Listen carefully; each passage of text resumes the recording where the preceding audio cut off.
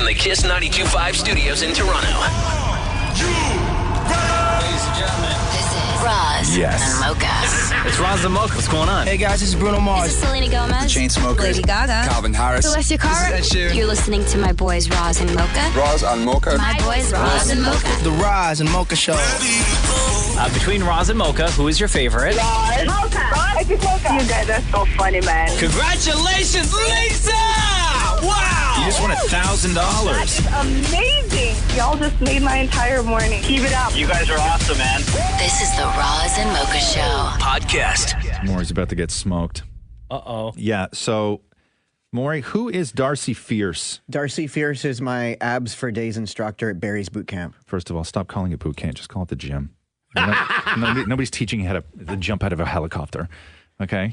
Are you getting M16? It's in the title, I know. Barry's Boot Camp. Stop. I don't. When did people start calling the gym boot camp? What happened to the gym? Why can't we just go to the gym? Because Why does everybody have to go to boot camp now? Because then when you succeed, you've accomplished more. What have you succeeded at? You're going to the gym. Yeah, but that doesn't sound cool. Exactly. You're going to the gym. Enough. I'm so sick of the boot camp aspect of gym. Just call it the Roid gym. rage over There's here. nothing wrong with gym.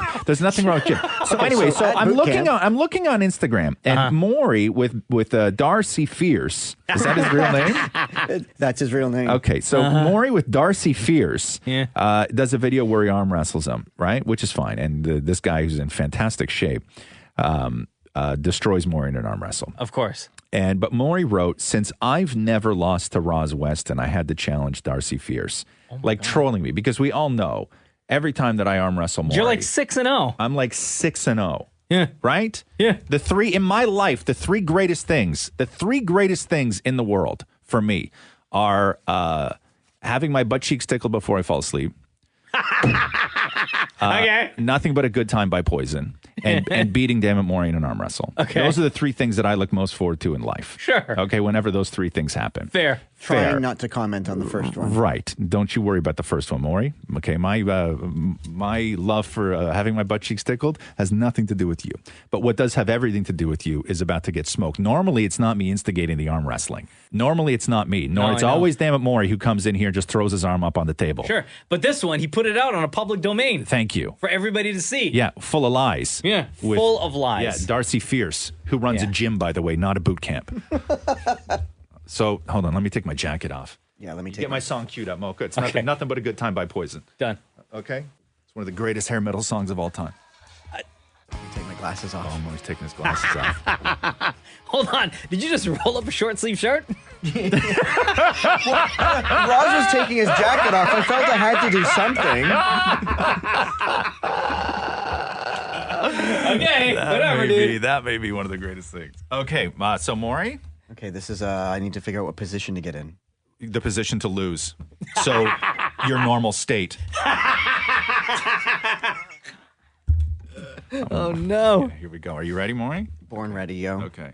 So, just wait. So what? You guys are going right arm, okay? Right arm. Oh, Hold on, I no. got to get the microphone nice This and is close. my right arm. I got to get the microphone nice and close. no. Hold on, can I to- just do one thing here? What? Can What do you you just want put to it do? down here? I just want to make sure you're not going to hit your You hand. don't worry about it, Maury. My hand is not going. Maury needs to measure me for the win. Oh, no. Yo, can I just say, I've Yeah. never seen this look in Roz's eye before. Yeah. Maury, Get my song ready. Get my song ready. your hand may actually break. You start that song. As soon as Maury's hand hits this table and you hear the ow, we're going to start. Are you ready? Yeah. You ready, Maury? Mocha, you say go. Okay, ready? Yeah. 1, 2, 3, go. See, I'm giving him like a little chance right here. Yeah.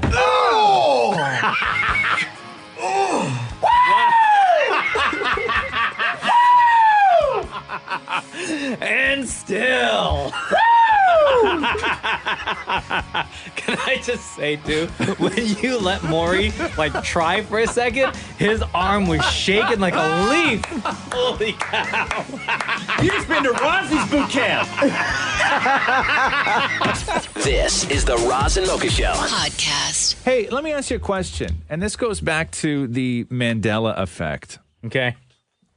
So the Mandela... Which I only found out was a thing until last year. Right. Alternate universes where one thing happened, a certain amount of people believe one thing to be absolutely true, and then other people believe something else to be absolutely Not true. Nelson Mandela. Yes.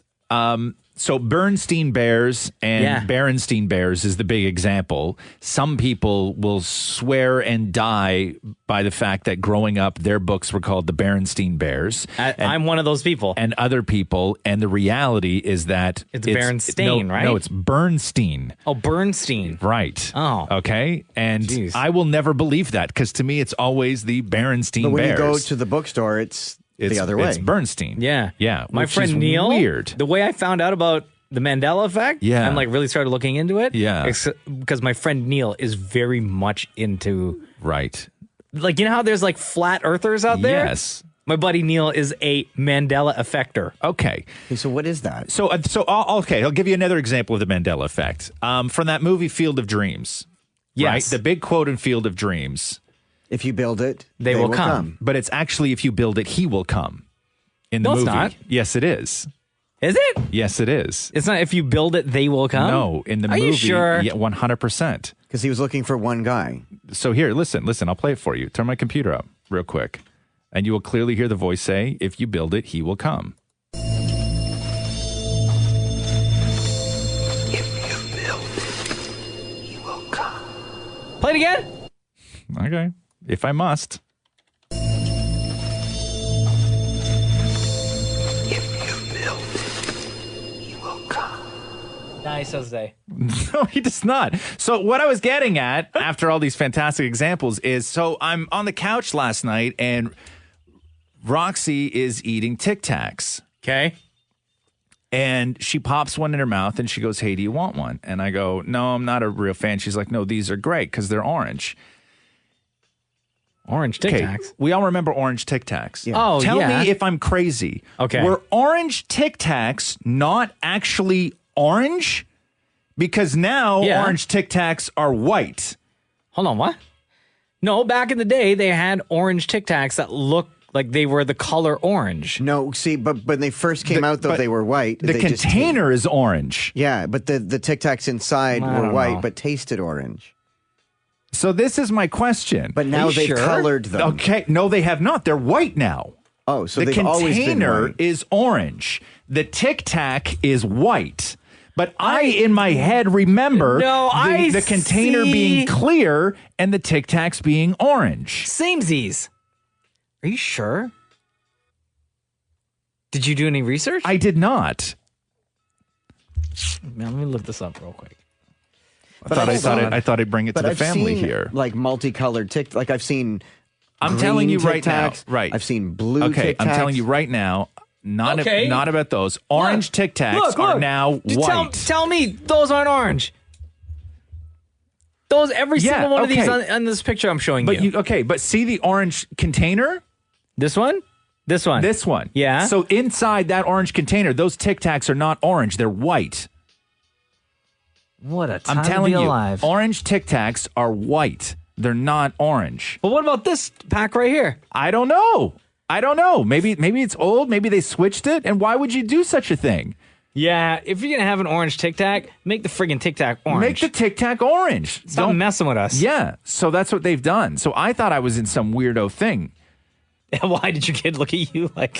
No, I looked at my kid like I thought she was a liar. I'm like, those are not orange. I know what an orange Tic Tac looks like, okay? Don't fool me. There's going to be some like... Yeah, I don't know. Look at this. Okay. Yeah. No, they okay. had to have changed them at some point But in at history. what point? At what point? Okay, I don't know. Like the early 2000s, I'm going to say. You say? What, you Yeah. just saying that based on what? Just on nothing. Based on nothing. A hypothetical guess. Hello, Roz Mocha. Who's this? It's Cheryl. What's up, Cheryl? I have to agree with you that orange Tic Tacs used to be orange. Thank You're not you. crazy. Thank you. And green Okay. ones used to be green. Yeah. Okay. So That's I what thought I remember. I thought we were in some other Mandela Effect vortex here, but there is one other Mandela Effect, Mocha, that I didn't get to. Okay. So the big one is the Forrest Gump Mandela Effect. Okay, here we go. And, Love Forrest Gump. Yeah. Let me just get this for you here. Run, Forrest. Get rid of this. Why don't you love me, Jenny? What is the line when Forrest is sitting on the park bench Yeah. with that woman that he's explaining what Mama always said? My mom always said life is like a box of chocolates. Yeah. You never know what you're going to get. Right. Okay. My mama always said, life is like a box of chocolates. You never know what you're going to get. Even with the accent, you're both wrong. What is it? Let me play this for you. My name's Forrest. Forrest Gump. Always Gump. Yeah, I know that. Yeah. Do you want a chocolate? Okay. Do you want a chocolate? Okay. I could eat about 1.5 million of these. Yep. My mom always said life was like a box of chocolates. It's not life is like a box of chocolates. Was like a It's life was like a box of chocolates. You never know what you're going to get. Oh, snap. Have you ever heard anyone quote Forrest Gump and say life was like a box of never. chocolates? Everybody You that never ever know what quotes you're gonna get. Forrest Gump says life is like a box of I'll chocolates. play it again for you. My mom always said life was like a box of chocolates. You never know what you're going to get. Oh, It damn. is definitively not life is like a box of chocolates. What It's you doing, life, Forrest? Right? Messing with me all these years. What you doing, Forrest? Hey, Cheryl, thanks for the call. All right, have a good morning. Right on. Yeah. The Roz and Mocha Show podcast. Kickstarter is such a great place, man. You ever bought anything off Kickstarter? No. No? Is anything that I've wanted to invest in? Yeah. Just never got to the goal. I got a couple real great things off Kickstarter, man.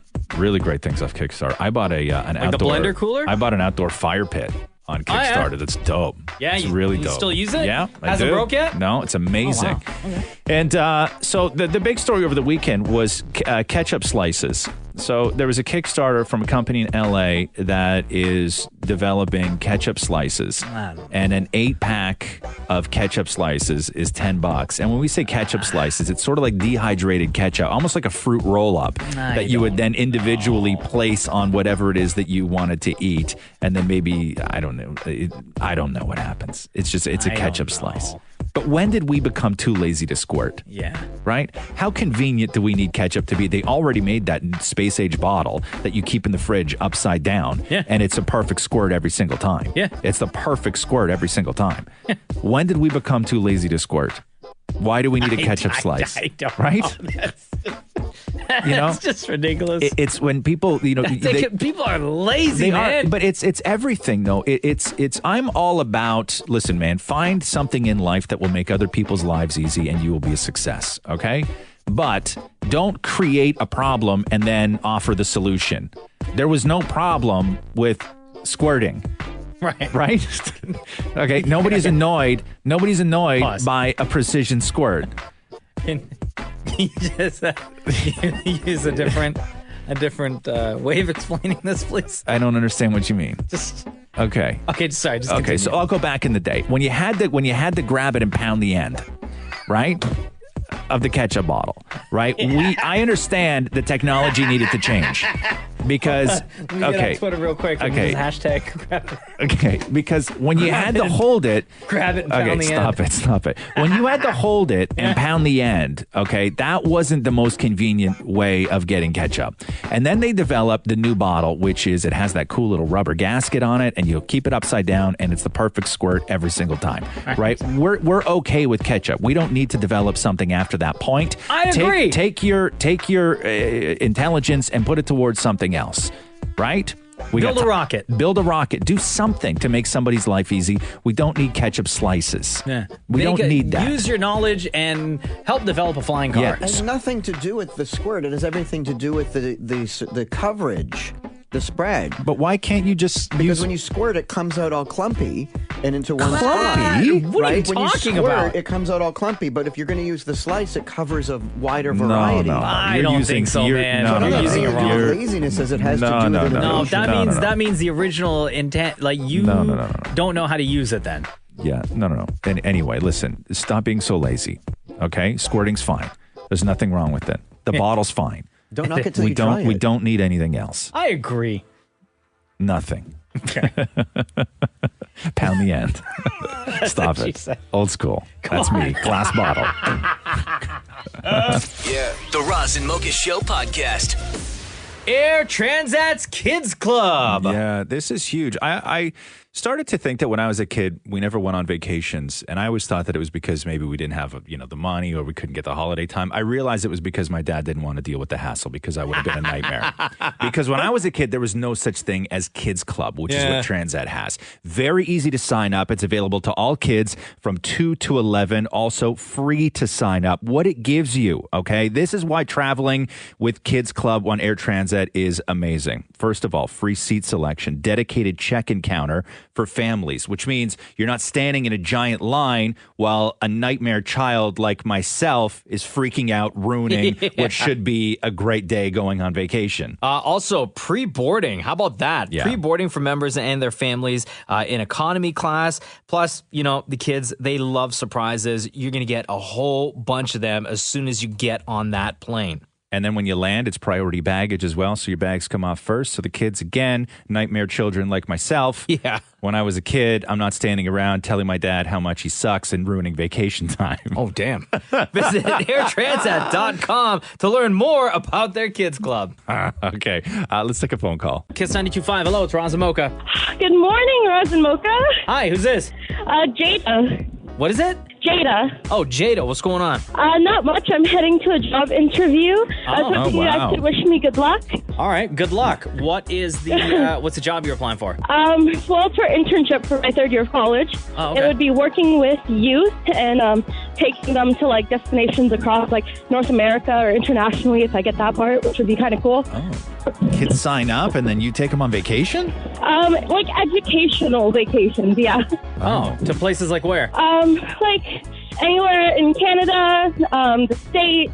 If I'm lucky, maybe something international would be kind of cool. Yeah. Like Vegas. I don't think they would take both to Vegas, but that would be cool. So, Jada, what do you think makes you qualified for this position? I am in my third year of child and youth care. Doing this, you learn positive role modeling, how to be a good support system for youth. I also did, you kind of have to be open to doing drama, and I also did drama for a while as well. So I think I'd be a fun host for the show. Okay, so for the show. We hear you. What are you nervous about? Are you any parts of the... Sorry, say that last part again? Okay, I just thought you got hit by a truck on your way to a job interview. Okay, you're still with us. Okay, anything about the job interview that you're potentially nervous about? Are there any questions that you're unsure of how you may answer? So basically I have to do a bit of a skit, and I have to introduce myself, and then I have to pretend to, as if I was taking them on a trip. This is the weirdest job what? interview ever. Are you serious? Yeah, 100% serious. And I got the email for the interview on Wednesday, and today's Thursday, so I've had barely 24 hours to prepare, but I'm trying to feel confident about it. Hold on. So there, you have to go into a job interview where during the interview, you have to stand up and act like you're doing that job. That is the weirdest job interview ever. Yes, so I'm going to take my improv skills from high school and hope that saves me for this. Do you have that information in front of you right now? Is it like a script? So basically what they gave me was... What's the scenario? I have... so pretty much any scenario. So the first 60 seconds is introducing myself. And fun facts about me. Okay. The second part would be being a tour leader, and I have to pretend to take them somewhere. So I'm thinking I'm going to do New York. Okay. All right. So Roz and I are a couple kids in New York. Jada as our tour guide. Go. Hey, everyone. So here we are in New York City, otherwise known as the Big Apple. A little fun fact for you here. It costs a hot dog vendor over $200,000 to keep their hot dog stand open a year. I have a question. I have a question. Why do they call it the Big Apple? Ooh, you're hitting me with the hard questions here. I am scared. Not really that difficult. Okay, here's the thing. You got to know stuff like that. Yes. Right? I am you're going to say Googling something, everything now. Yeah, if you're going to say something like also known as the Big Apple, just say why it's known as the Big Apple. Don't just throw that out there, because kids like me who snuck alcohol on the trip are going to start asking drunk questions and embarrass you in public. Fair, that's true. Part of the interview is questions and managing also crisis as well. Yes. So that's very true. Right. Okay. How many hot dog vendors are there in New York City? Oh, these are facts that I don't even think you could find online. But let's say over. Let's see how you are. Maybe 200 or more. Let's see how you are at crisis management. Okay? Oh, boy. Okay, we're going to give you a scenario now. So, again, a couple of kids. You got us in New York City. Jada, can I talk to you for a second? Of course, Ross. Okay, yeah. I know that it's probably it's difficult, but there's really nobody here. My parents aren't here, and you're the only person that I can talk to. And I know you've had training for this, so I'm wondering if you could help me get through a situation that I have going on right now. Okay, no problem. What's going on? I think Mocha got me pregnant last night. Hey. Oh, okay. Did you guys use any sort of protection? No, never. No? Okay, well, this happened last night. Mm-hmm. Okay, well, I'm glad you feel comfortable talking to me. Yeah. I think the first thing we should do, probably, if you can go with your friend, or I can come with you if you don't have anyone to go with, we can get you some Plan B. Make sure. Jeez. Wow, already Plan B. Right to Plan B, huh? Wow. No joke. You're 16. Did you want to continue with this? No joke. I thought Jada was going to suggest taking you to one of them hot dog stands nearby so we can continue the conversation. Yeah, we can go get the Plan B, and then we can go get a hot dog from those stands after. Okay, yeah. I tell you, Mocha got me pregnant, and you're like, did I mention the $200,000 hot dog stand? Yo, Jada, thanks so much for calling in today. All the best with your job interview. Also, fun fact, they also call Mocha Big Apple. You don't have to ask why, girl. The Roz and Mocha Show. Podcast. Yo, Kiss 92.5, Roz and Mocha. Hi, good morning, Mocha. Hi. Good morning, Roz. Hello. I was just calling to remind Roz that he no longer has to blow the eggs anymore for Easter because they're available in dollar store, actually. Huh? Okay. What eggs? Okay, so, when I had said that one of the duties as a dad, one of the painful duties as a dad, I don't know how said this duty twice, by the way. I know. I don't know how this narrative started that moms have it the hardest when it's clearly dads. Oh, wow. Because at Roz Weston on Twitter, because by the I'll way. tell you why. Because whenever there's something that is gross that needs to be done as the family, generally, all eyes are just on the dad. And one of those gross things is blowing an egg. Huh? And when Easter rolls around and the kid wants to paint eggs, you have to poke a hole in the top of the egg and poke a hole in the bottom of the egg and blow the yolk out through the little tiny hole. Gross. And you got to blow it through the membrane. And gross. so I have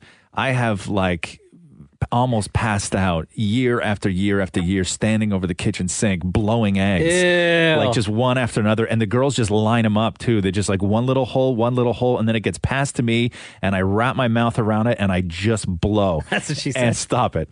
And it hurts so much, and my eyes start to water, and my ears start ringing. And so what you're telling me now is that I no longer have to spend my holiday Friday blowing eggs? Hello? Priya. Hello? Looks like I'm spending my holiday Friday blowing eggs again. Wait. Maury, you want to blow? Come on. What? Maury came back with 2 eggs in lightning speed. I appreciate this, by the way. Okay, so I have a fork here. I'm going to poke one tiny little hole in the top. I hope to God I don't break this because Those are organic I have eggs. not done this in a long time. That's what she said. Stop. Okay, there's one little hole in the top right there, Maury. I kind of busted it a little bit, but whatever. What are you going to do? Okay, and then I'm going to poke another little hole. I know it's terrible when you Why watch do you somebody need to do this? Can't you just paint over the shell with the egg? No, in it? because the problem is that it starts to smell after a while. Like if you paint hard-boiled eggs, Yeah. you can only really display them for a very short period of time, and then Well, yeah, Easter's only right a day. Yeah, no, but you like to do it a week a week in advance, right? Like my kid, like Christmas, like when you put up the tree. Yeah, exactly. Okay, so there, Maury, is 2 little holes. One on the top of the egg, one on the bottom of the egg. So what you're going to do is you're going to put your mouth right around this hole, and you're going to start blowing until all the egg comes out of the bottom of the egg. Blow hard. No, you're going to have to really put your mouth on it more. You're not kissing it. Yeah, like that. Okay, blow. No, you need a good seal. You're not sealed. Ew. Oh, God. They suck. God. That's not good. Okay, No. so there's a little bit coming out now. Move the cup down a little bit so I can see what's doing here. So Mocha can see. That looks so gross. Okay. Now, you have not got to the yolk yet. Oh! How you feeling? Okay. How you feeling? I feel really lightheaded. Yeah. Okay, 2 things. Yeah. Number 1, Number one, it looks like snot coming out of somebody's nose. Oh, right? Yeah. Number two, if you watch any of those like seriously extreme Dr. Pimple Popper videos, Yes. when she like drains stuff, that's what it looks like. Okay. That's so gross. Okay, keep going more. Look at his face. No, not done yet. Oh, God, Keep that's going, so keep gross. going. That is so gross, guys. Honestly. I need a moment. That's so gross. I look down and it's so nasty. That's what she said. Keep going, Maury. Oh, ew, Oh. ew, ew. Oh, God. Keep going, Maury. Can you see his face? Ew. Nothing's coming out of the tip. Keep going. Oh, you're almost there. You're almost there. Go. Oh my God, that part looks so gross. He just put some in his mouth. He just got it. I just gotta wipe go. it. Go. Ew.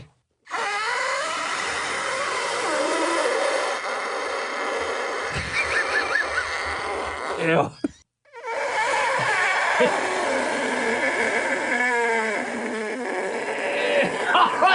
Oh, God!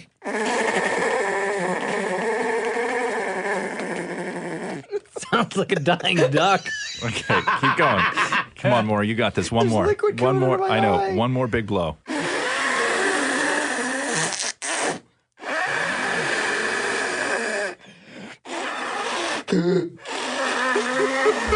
Come on, you got this. You got this. If anybody ever, if any, keep going. It's almost out. It's just hanging there. If anybody ever asks me that doesn't have a kid, hey, what's it like being a dad? I'm going to show them this video. How are you doing this every year?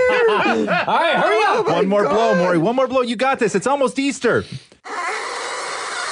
You got this. It's almost out. It's almost out. Push, Maury. Push. Blow, Maury. Blow. How are dads not dying every Easter? One more blow, Maury. One more blow. I think Maury may actually have a heart attack. There we go. One more big one. my That's God. last one coming up. Holy Jesus, Easter sucks. Or blows. Exactly.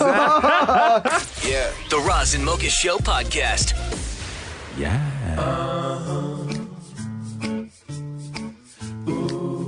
Oh, what is this we're listening to? Hippity hop and hippity hey, 5 little bunnies went out to play. Hippity hop and hippity hey, 1 little bunny hopped away. Oh. How many bunnies are left? 4! You're so good. Hippity hop and hippity. I thought it'd be nice to just play a little something going into the Easter long weekend. I can chill to this. Right? Hippity hop and Hippity hey. 1 little bunny hopped away. Oh. How many bunnies are left now? 3. Ooh. All right. All right. This guy's cool. I like Right? him. Getting into the Easter spirit. And hippity hey, 3 Damn, Maury got super weird yesterday. If you've been listening to the Roz and Mocha Show long enough, you know that whenever Damn It Maury calls Roz outside of the Roz and Mocha Show, when Roz is like literally at his busiest, when he's working at ET Canada, or in a state of wanting to spend time with his family while he's at home, Damn It Maury will call and record that phone call. Yeah. And the one that took place last night was... I don't even remember what we talked. I know I was annoyed. Damn, we're talking about Easter and God. looking for places as a 40-year-old man, Right. who's married to another 40-year-old man, looking for places, ideas of where to hide eggs in their condo. I'm like, what do I look like, the Easter Bunny? I don't know these things, man. Yo. Yes, Queen. What's going on? How are you? Good. Why do you How are sound like you're tired? I'm not. What's going on? So I want your help with egg hiding. What do you mean? Like, if you have good places where I should hide eggs around my place. I do not know. Like, you know, I'm thinking, like, do I hide them in Matthew's bathroom? Do I hide some eggs behind the washing machine? You live in like 400 square feet. 900, actually. Okay. It's very small, 900. Where are, if I dare, egg still in hiding places? Oh, stop. Are you okay, sweetheart? Can I take this call this morning? Okay. Thanks, sweetheart. Don't call my Catherine sweetheart. It's so weird. Behind the couch cushions, in the cupboards. That being said, or do you want me to dress up as the Easter Bunny when she's, looking for the eggs and I could tell Easter jokes with all her friends? Nope. Hey, kids, how does the Easter Bunny travel? By hairplane. Hello? Hello? Is this a game? Is it?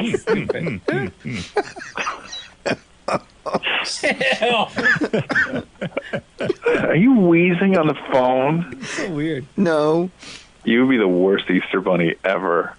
Hey, kids, how does the Easter Bunny stay fit? Exercise and hair robotics. So, because I can get a bunny costume if you want. Oh, I think you already have one. I'm actually convinced that you already have one. Give me one guess where you hide the eggs while you're wearing that. Hey, kids, where did the Easter egg hide? He was a little chicken. Hello? Hello? All right, so what time do you need me there? Shut up. Well, I'll say noon. Hair o'clock. Hello? Hello? I'm going to hang up on you this time. You hung up on me. Did you say, instead of aerobics, did you say hair robotics? I think you did. Hair robotics. The Roz and Mocha Show Podcast. Gentlemen. Yeah. As promised, would you like to play Pinched? Of course. New game alert. New game alert. Okay. This is Pinched. Play. All right. Here we go. Love Pinched. Some have called it torture trivia. It's a whole lot of fun. In between Mocha and Maury is a stack of old school wooden clothes pegs. Yes. I will ask them a series of questions. Get a question wrong, you get pinched. Okay. Your opponent has the opportunity to stick a wooden clothes peg anywhere on your body that they see fit. Mocha, can I hear your buzzer? Maury? Again, for the people at home, Mocha? Maury. Okay, gentlemen, your categories today are all that hair. And Mariah Carey. Just kidding, sports. Oh.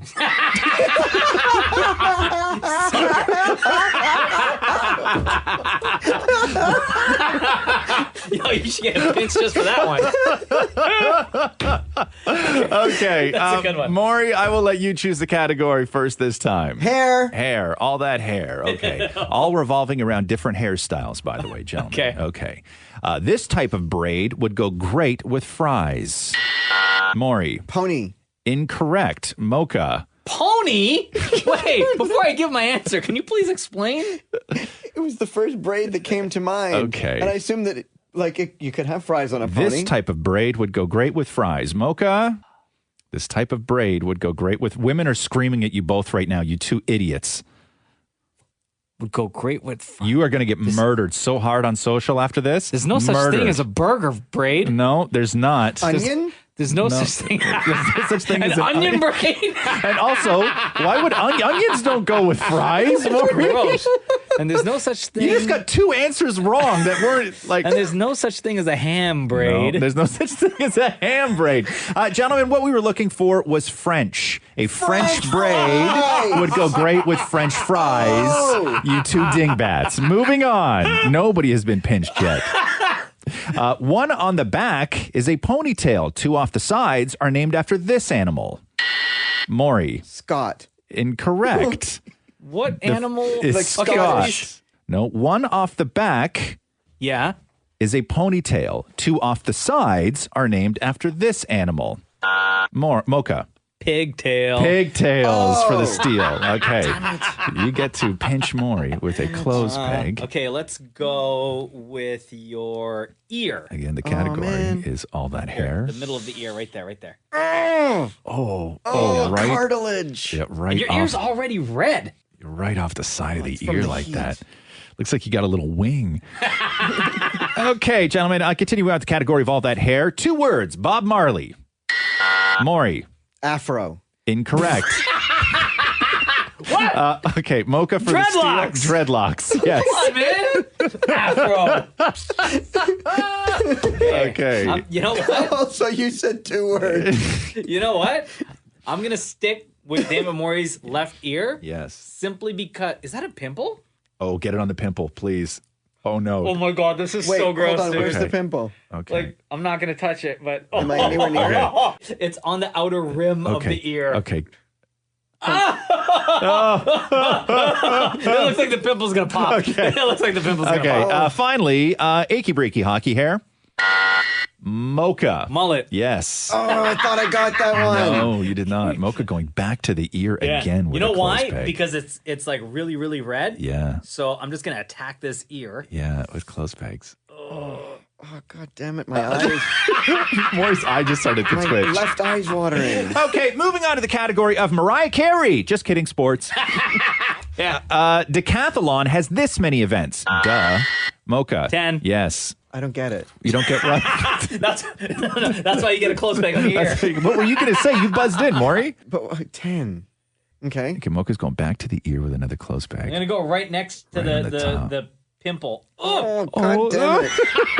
Oh, man. You look hilarious. You look hilarious. Maury has 4 clothes pegs sticking out one ear. Moving on. A helmet is to your head as a jock is to your Maury. Crotch. Yes. Would have accepted balls. Would have accepted anything. Yes, crotch. Okay, Dammit Maury? Dammit Maury. Okay. I'm going to go with my favorite. Which is where? The nose. Right in the nose. Right on the corner of the nose.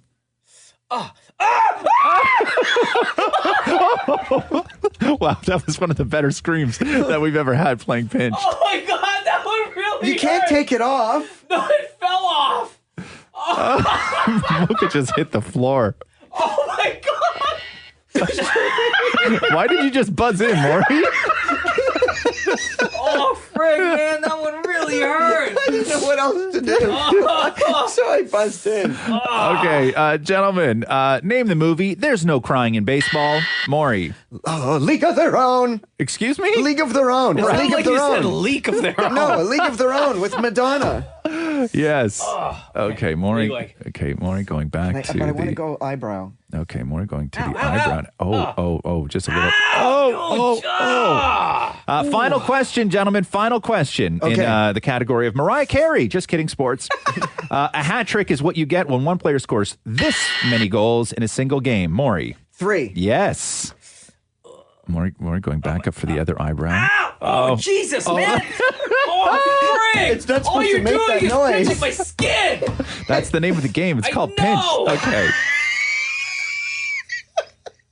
Holy. Okay. Okay, let's count them Okay, up. let me count them up. Mocha, you have 1, 2, 3. Maury, you have 1, 2, 3, 4. Today's winner, Mocha. Yes. There we go. And that is how you play Pinched, everybody. Oh, God. Yeah. The Roz and Mocha Show podcast. I know nothing about music. And so I always rely on you, Mocha, Okay. for your opinions to tell me if songs are good or not. Okay. I mean, every now and then I know, like, when I hear a good song, right? Every now and then I know when I hear a good song. Like Justin Bieber. Like Justin Bieber. But I mostly rely on you, so I need you to dissect these 2 diss tracks that Wendy's released. Wendy's? Yeah. So What Wendy's? Wendy's Like the released, burger place? Yeah, Wendy's released a mixtape called We Beefin'.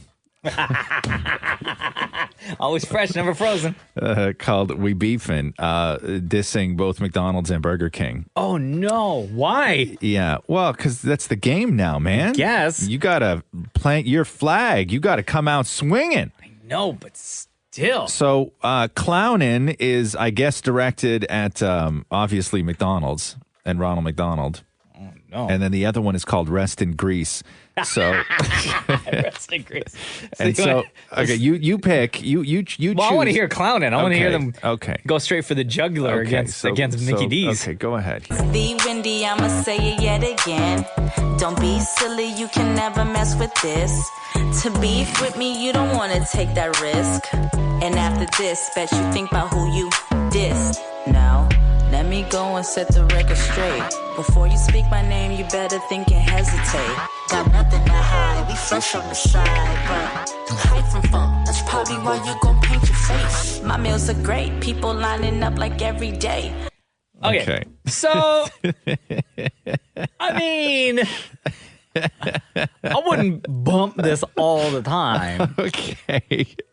But you think that's good music? But I will say Yeah. it's better than some of the trash rap that's out now. Okay. And this is pretty trash. Okay. And so which one was that? Clowning? That's Clowning. Okay, let's go Rest in Grease now. Now, who's this one's?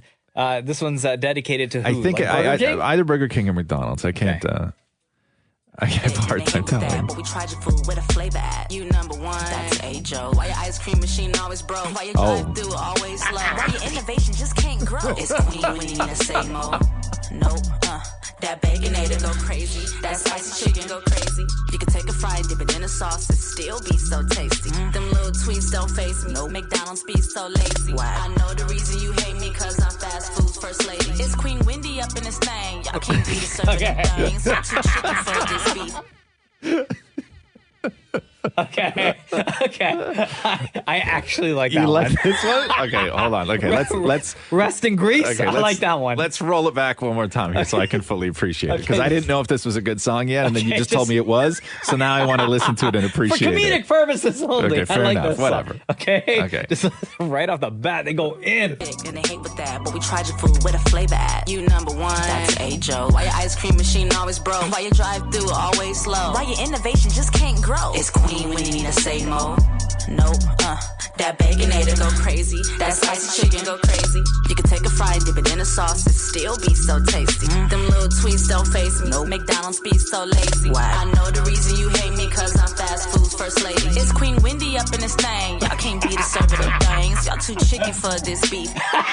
Y'all too chicken for this beef. Y'all too chicken for this I beef. will say, in that rap, though, they mentioned the spicy chicken from Wendy's. Yeah. That's my go-to. Is it? Anytime I go to Wendy's. Yeah. I don't mess with anything else. Just the spicy chicken. So I guess it's on Spotify, and the track list is called "We Beefin" by Wendy's. It's their mixtape full of diss tracks dedicated to both McDonald's and Burger King. Yo, I'm down for sure. The Roz and Mocha Show podcast.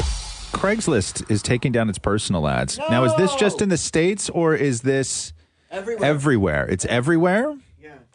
I checked this morning and they kind of moved them to a different spot and shrunk them down. So Craigslist announced on Friday I don't know that much it's about shutting Craigslist. down its personal This is section. casual encounters, like, men for women, men for men, women, men. Following the passing of the anti-online sex trafficking bill in the Senate down in the States that would hold third-party web services criminally responsible for illegal activity marketed on their sites. They say, quote, any tool or service like Craigslist can be misused. We can't take such a risk without jeopardizing all our other services. So we are regretfully taking Craigslist personals offline. Hopefully, we can bring them back someday to the millions of spouses, partners, and couples who met through Craigslist. We wish you every happiness. So I guess it's for the people who are using the personals for business, if you know what I mean. Is that correct?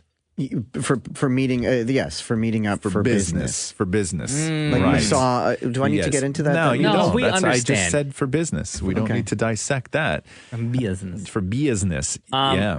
so But is no that a more- big thing? I guess do people, because with everything else, as soon as sort of Tinder and everything else happened, Yeah. I assumed that the older sort of avenues like Craigslist or Plenty of Fish or J-Date or any of those things were They sort kinda of went away. They kind of went away, but I guess they have not, right? No, they so, have not. So Craigslist Personals was a thriving community? It was a very big community. Really? It Yeah. was. Like how big, Maury? Like how big, Maury? You seem to know a lot about you this seem, stuff. You No, seem to I be mean- some sort of an expert on this. I'm far from an expert. I just like to, do some research once in a while. Okay, so you cruise the personal ads on Craigslist. No, hey, look, I like to read up once Listen, in a man, while.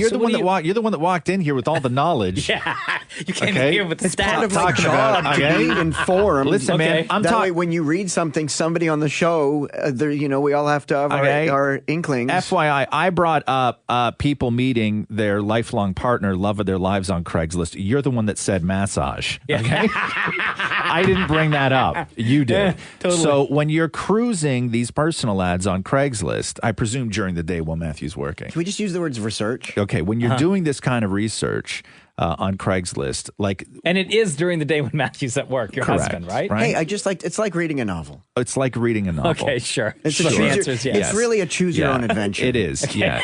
Except when I read a novel, Maury, I don't have the option at the end of every page to call the character and then go to his house and sword fight him.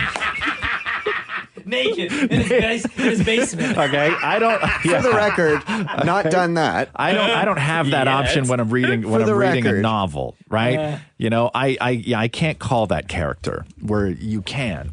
In this situation. So how deep are these? Because I didn't think the community was that big, but I guess it is, right? Yeah, I mean, people, if you're going to run a business, you need to be able to put your ad on many different avenues. Right. So this would just be another page that you would use to try and drum up some business. Right. And so you mean the budding entrepreneur as opposed to you want to book the your appointments any way you can. Okay, I got you. So that's what they're getting rid of because now third-party websites will be criminally responsible, meaning if I call the number and I go to sword fight that character in the book that I'm reading, The Choose Your Own Adventure. naked in his basement, and he kills me, Craigslist is now responsible for that. Okay. Is what they're saying. So Because you met on their site. So just to be best, to just get rid of all of it. Yeah. As opposed to... Hey, man, that makes sense. Yes, as Right. opposed to saying we are just the platform. What goes on the platform is between the individuals. Yeah. Now the platform is now liable for what goes on between the individuals. Hey, man, it's smart. The Roz and Mocha Show podcast. Hello, this is Roz and Mocha. What is your name? Hello, this is Cody. Cody, I understand you have a question. I do. So my question is, how does Maury never get caught for the things that he does, like his KFC bins, his DMs, his Craigslist creeping, going into Matthew's bathroom, all that stuff? Oh, how has he not been caught by his husband Matthew? Yes. Does Matthew not listen to the show? Do your wives listen to the show? Not really. I don't think he does. Matthew does not listen at all.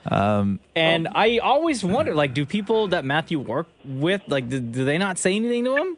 Oh, they sometimes, he has his minions tell him things at work once in a while. But Yeah.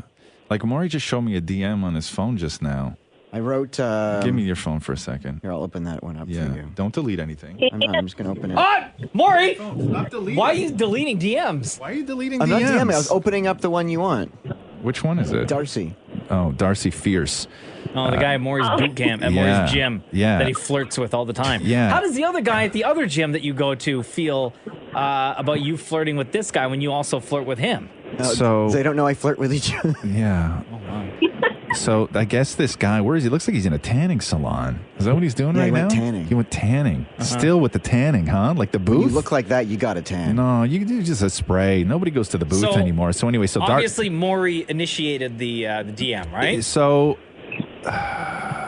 you're getting better every week. I can't even go through all these things. OMG. Okay. Are you serious? Yeah. Hold on. How deep should I go here? To the very beginning. no. I want to see how this relationship progressed. Wait, so I guess he put up on his Insta story that a picture of himself wearing really small underpants, they look like children's, like underoos. Remember underoos? Yeah, right? yeah. Like he looks like a really well put together superhero. Okay. But it's all blue because he's in the tanning booth, right? Of So it's course. like all that blue light on him. Yeah. And so he posts that, and then Maury writes him, and all Maury says is, "God damn." Wow. Okay. Right? Okay. Weird, You know what I mean? Oh, sure. Yeah. And two messages above that, Darcy wrote Maury, and you're getting better every week. Yeah. Oh, my So right. So the question that you had is, how does Maury never get caught? I don't know. I don't know. You how much time in your day do you spend, Maury, cleaning out your history on your computer? Yeah. I spend more time cleaning my history than I do the bathroom. Right. Yeah, Maury's history on his computer is cleaner than the toilet. That's so bad. But I think that we can't forget the fact that I do love my husband. Oh, But you also do love flirting with other men who are not your husband. I mean, how can you not? Like, when was the last time you sent Matthew a text Yeah. with the caption, "Goddamn"? Yeah. Because he just looks so good. I think it was in a leaving for work different context. I think the goddamn I sent him was in anger. Oh, right. Yeah. See, but yeah. But yeah, it's a mystery. Always has been, always will be, love. Do your wives listen to the show? Mine? Yeah, Catherine listens to the show. Sure. Yeah, my but wife listens. But I hide nothing. Samesies. No, you're right. No, my computer's at home right now. She could go through it if she wanted to. Yeah. There's no lock on it. There's no password. If my wife leaves her phone, like, in the bedroom upstairs, Yeah. and we're, like, in the basement hanging out or whatever, Yeah. and she needs my phone, Yeah. pass it right over. Yeah, exactly. See, that's admirable. Maury Good just started job. sweating. Maury literally had just like a full body shake at the thought of that happening. Thanks, Cody. Thank you. Have a good day. You too. The Roz and Mocha Show. Podcast. So we got to head back to the Johnny Depp School of Acting here. Love it, love Applause, it, love everybody. it. Because 20 years ago, in 1998, this is the day that Titanic won 11 Oscars at the 70th Academy Awards, tying the record set by Ben-Hur. That was in 1959. Titanic, of course, won Best Picture, Best Director, Best Song, so on and so on. So 11 Oscars on this day 20 years ago. The Johnny Depp School of Acting, how this works is the story goes, Johnny Depp, very eccentric, far too famous and busy to memorize a script. So while he's on set, he pays somebody to feed him his lines into his ear while he's doing a scene. Amazing. Which is incredibly difficult. So Mocha has a script. Maury has nothing but an earpiece. I will feed Maury his lines to him. He will act out the scene with Mocha. Are you ready? So Mocha, you are going to be Rose. Quite the honor. Yeah. Maury, you will play the part of Jack. Wait, it's not the naked scene, is it? It's not the naked scene. No. Would you want to do the naked scene or no? I'd rather if we did. Okay, that's fine. We can avoid it. I didn't shave. Okay. No. Okay, Johnny Depp School of Acting, Titanic edition. Maury and Mocha, scene 1, and action. I love you, Jack. No, don't say so sorry. Don't give up. Don't do it. I'm so cold. You're going to get out of this. You're going to go on. You're going to make clays. You're going to watch some Cokes. You're going to, lady, you're going to bed. Warm in your bed. Not here. Not here. You understand me. Sorry, pause. Yeah. You're going to, what? Wash cloaks? And you're gonna make clay babies? Is that what you said? So this is obviously what the door scene, right? So this is the door scene. They're freezing in the ocean. Titanic has already gone under. Oh, is this why Jack's just his language is just so messed up because he's already hypothermia. It's at the point when hypothermia. Because I don't remember it in the movie. It was kind of a profound scene. I don't remember him speaking gibberish. Yeah, this is when he's like getting really cold. Okay. Oh, because his teeth's chattering and stuff. I suspect. Okay, cool. Let's try this again. Do I have to chatter? No. Can we pick it up from where I say I'm so cold? Yeah, let's pick it up there. Okay. Yeah, because we nailed the first couple lines. It was flawless. Flawless. Okay, Johnny Depp School of Acting, Maury Mocha, Titanic edition, and take 2, action! I'm so cold. You're going to get out of this. You're going to go on. You're going to make babies. You're going to watch them grow. You're going to be an old lady. You're going to be warm in your bed. Not queer. Not. What? You can be an old lady. You're not going to be queer? Listen, I know this was back in the day, but still. Okay, yeah, okay. No, it was, it's not here. Here. Yeah, okay, yeah. I have an idea. Okay, yeah. Let's just put a pin in that one. Yeah, we'll go back to that scene. Okay. Let's just continue for the purpose of... Yeah. We can fix it in post. Yeah, great job, everyone. Okay.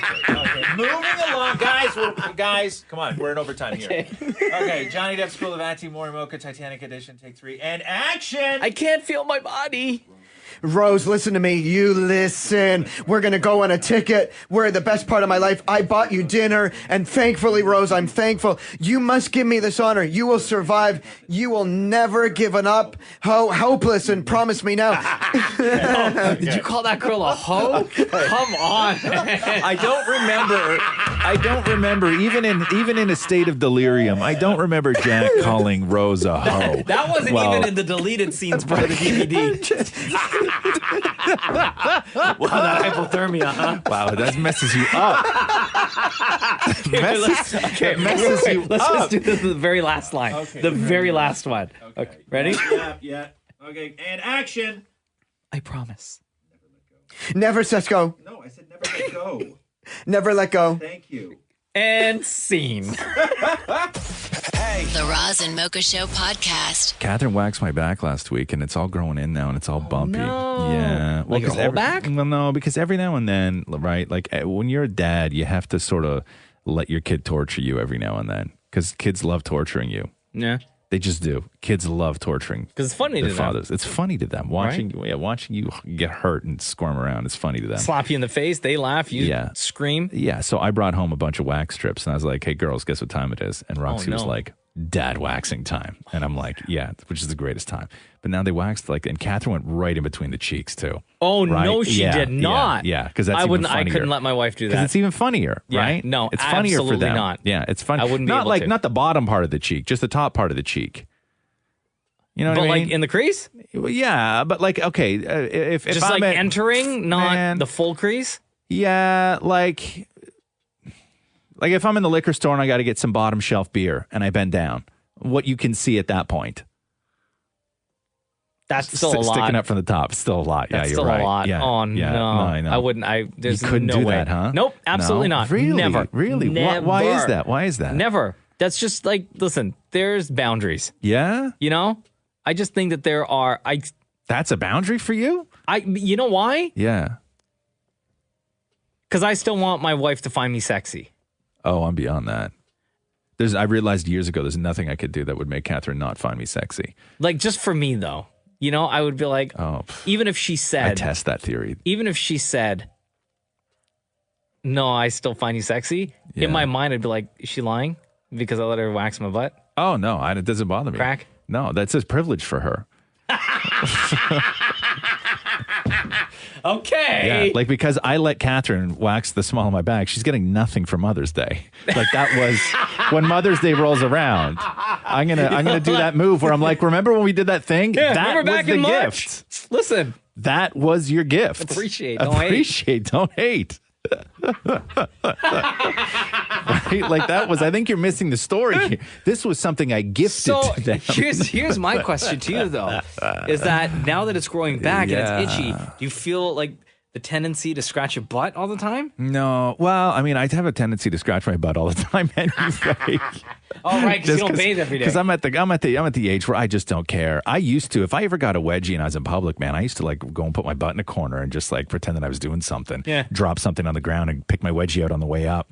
But now I don't care. I'll just dig my wedgie out. It. Oh, I don't care. It makes no difference to me. You're at that point. Yeah, it makes no difference to me. I just don't care. Though. I know, but I just don't care. I don't care. If you were going to judge me because I pick my hand, I put my hand down my pants to get a wedgie out, because that's how bad they are sometimes, that I actually can't get it from the outside of the jeans because my jeans are so tight that I actually have to slide my hand down between underpants and cheek. I'm surprised somebody's called the cops yet. And then scoop. Disgusting, man. Here we go. The Roz and Mocha Show podcast. Let me read you this headline, Roz. Please. Don't ask me why I'm on the Fox News website. I just am. Listen, man, because you can't stick your head in your sand and pretend that other people in this world don't have different opinions than you do. Do all the foxing you want to do. It only reinforces why you're a good person. So this is on Fox News. Yeah. Website. Very important story, by the way. Yeah. Pizza with 111 different types of cheese breaks the world record. How big was that pizza? Not big at all. Oh. It was still the size of like a regular, it actually looks smaller than a large, like in between a medium and a large, which is weird. How many different kinds of cheese are there?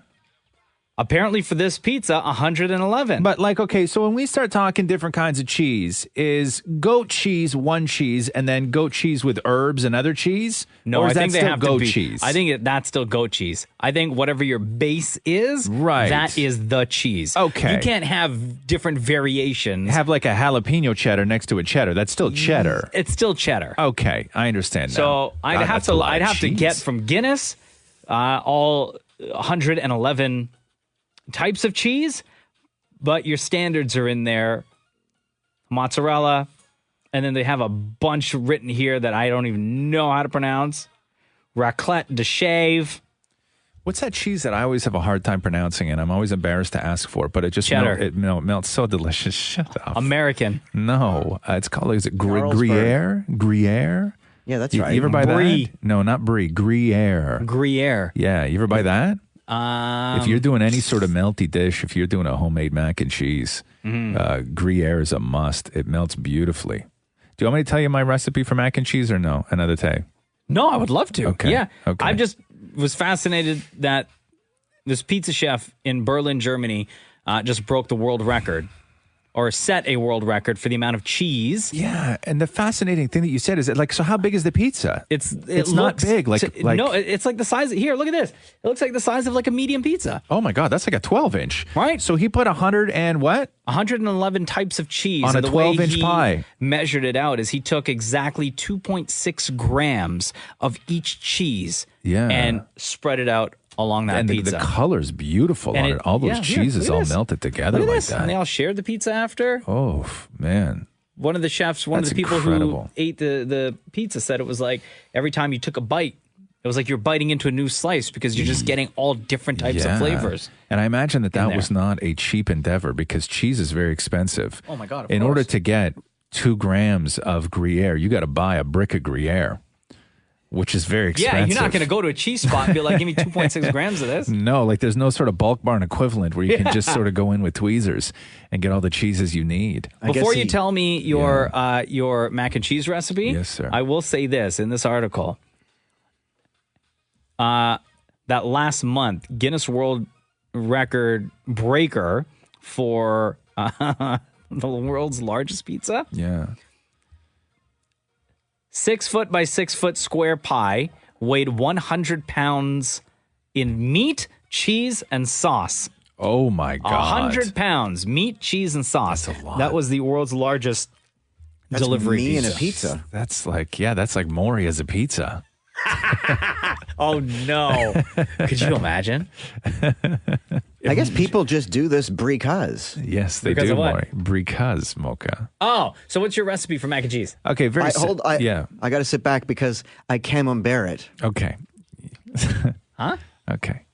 Chill out here, man. Okay, so get it. so a little bit of onion. I like the red onion. Okay? Okay. Garlic. In a mac and cheese? Yes, a little bit of red onion in them. I'm telling you right now. Okay, a little bit of red onion. Okay? Just listen to me for 1 second. listening. Garlic. Key. Okay. Lots of garlic. Olive oil. You take the olive oil, you put it in the pan. Take the garlic, crush it, mash it, do whatever you got to do to it. Chop those onions super, super fine. Get them in there. Not on a hot heat, okay? Just sort of like sweat them a little bit so they're still Okay. white. No browning of anything, right? Then the with the cheeses you're brown. gonna use. I like a sharp white cheddar. I like a Gruyere. Yeah. I put in a tiny, tiny, tiny little bit of mozzarella because it goes stringy. And then the key is go and buy Kraft Singles white cheese in the singles, not the yellow cheese, the Okay. white cheese. Grab about 5 of those, Yeah. stack them all together and cut them into 4 because this is what's going to make everything sort of bond together and get gooey. Then, so you take heavy cream, 18% cream, start pouring it in on top of on top of your onions and garlic. Then take like half a stick of butter, throw that in there. Yeah. Get that all super melty. Then you're going to start adding cheese, more cream, adding cheese, more cream, adding cheese, more cream. When you're near the end, you're going to take those 4 big slices of white processed cheese and put those in there, and then let that heat up, and it is going to bind everything together. Then you're going to make your noodles. right? And you don't have to do al dente or anything like this. Cook your noodles the way you want to cook your noodles. Take those noodles, put them in a separate pot, and then measure out your cheese that goes on top. Mix it. At that point, if you want to throw it under the oven with some panko on top of it for a couple seconds, you can do that. Lots of salt and pepper on top. Lots of salt and pepper on top. That will be the most delicious, creamy white mac and cheese you will ever eat. I guarantee it. I've had your mac and cheese the one time I was at your house that you deny I was ever there for. That's true. I don't remember that, but go ahead. Was it delicious? I sat in your kitchen and you fed it to me. Yes. Like you didn't feed it to me. Yes. You had mac and cheese. Yes. Right. Say that. Don't be weird about it. I mean, a lot of people would say that maybe this. But was it good? It was fantastic. There You're you not go. an impasta. Fantastic recipe. Thank you. Hey, Kiss 92.5. This is Roz Mocha. What's up? Hey, good morning. How are you? I was just correct your Italian pronunciation while you were describing your macaroni and cheese. Yes, ma'am. And you said al dente. Oh, stop it. I almost had a car accident. Oh, yeah, because it's so important to If you're you. going to use an Italian word, Yes. you got to make sure you pronounce it right. Sure. Which Al is? dente. Al dente, yes. Okay, so I know, I was hearing from Italians all day yesterday Were about you? this. Yes. You getting killed? Yeah, getting killed.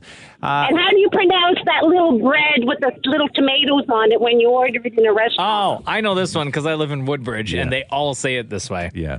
Bruschetta. That's right. Yeah. Okay. And how about the little dumplings, the potato dumplings that start with the GN? Yeah. Gnocchi. Thank God. Grazie a Dio. Okay. Have a great day. should Buona not- giornata. Okay, can I just tell you and all the other Italians listening right now? No, Okay? no. We're not from Italy. We're from Italy. Listen, let me just You're just a manja cake, guys. let me speak to you and all the other Italians right now. Okay? You should not care that much about pasta that when somebody mispronounces al dente, you almost crash your car. But it's not just about pasta. You said Italians. It's just the culture I'm worried Listen, about. hey now, Have a hey. great day. Hey, okay. Love you lots. Love you lots. Buongiorno. Ciao, ciao. Okay, ciao, ciao. The Roz and Mocha Show podcast. Do me a favor. Look out the window over there. Okay. What do you see? Nothing. You don't see on the street? No. Cabs are here! Stop it. Gotcha. Don't troll me, man. I'm your partner here. Sure. What are you doing, Wow, man? you really had to straighten your neck to look out Well, that I window. know. And I actually hurt myself doing it. Jerk. Hey, say what you got to say. Well, Jersey Shore. Uh-huh. We're even closer. A week tomorrow is when Jersey Shore Family Vacation hits MTV. And the gang is back together. Wow. Snooki, JWoww, Ron, Pauly D, Vinny, Dina. Yeah. No Sammy Sweetheart. Right. And the situation gets, his sentencing is the day before, is it not? Or if not, pretty close. It is, right? Yeah, because of tax evasion. And yeah, jeez, man. That's going to be tough. And what's his situation going to be like in and around that situation? Well, because they're always going to clubs, partying, Yeah. acting crazy. And I thought that this show was going to be more, just a more of a subtle sort of exploration of what it happens to somebody after they get so famous so fast. And, them kind of talking that through. I was really interested in that. And then I saw the commercial for it, and it's just getting drunk at bars again. Yeah. Yeah. And So David it's the Morey same- actually it's the same asked, thing. sitting down in front of JWoww, asked her that question. Exactly. You and Snooki are married with kids. Has it changed being in that environment, drinking, partying, getting hit on, etc.? I don't think actually we got hit on because everyone really knows that we were married and we are married. So going into it, because we're such responsible parents outside the house, we made it count. We knew our husbands were going to watch the kids. We had our time off. So we made every second count with partying. And we partied harder, I think, than we ever have before. Oh, partied harder. Wow. Do you want to hear things get really awkward? Wow. Actually, no, I wouldn't say awkward. Okay. You want to hear David Morey flirt with Vinny like crazy? Oh. David Morey, Has he got by a good the way- body? Oh, he's got a real good body? By the way, Yeah? David Morey, Okay. very happily, you would think, happily married man. You look fabulous. Oh, thank you. I appreciate it. You're going to be looking this hot the first time around. Dude, Oh. I learned how to take care of myself this time. I'm 30 now, so I'm in a better place mentally, physically. Physically. Physically, I know how to eat, dude. Sorry, I'm flirting. I can tell. I appreciate it. Thank you. You have a good taste. So how do I become your meatball? Oh, no. More what? How do I get to be your meatball? My meatball? Listen, dude, I got too many meatballs. You're cute, though. You're cute. Maybe you'll be a good sausage. Oh, no. Oh, no.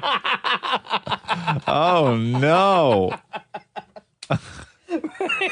It sounded like Damn It Maury's trying to entice Vinny to get in that smush room. Yeah, I offered a meatball. He gave me a sausage.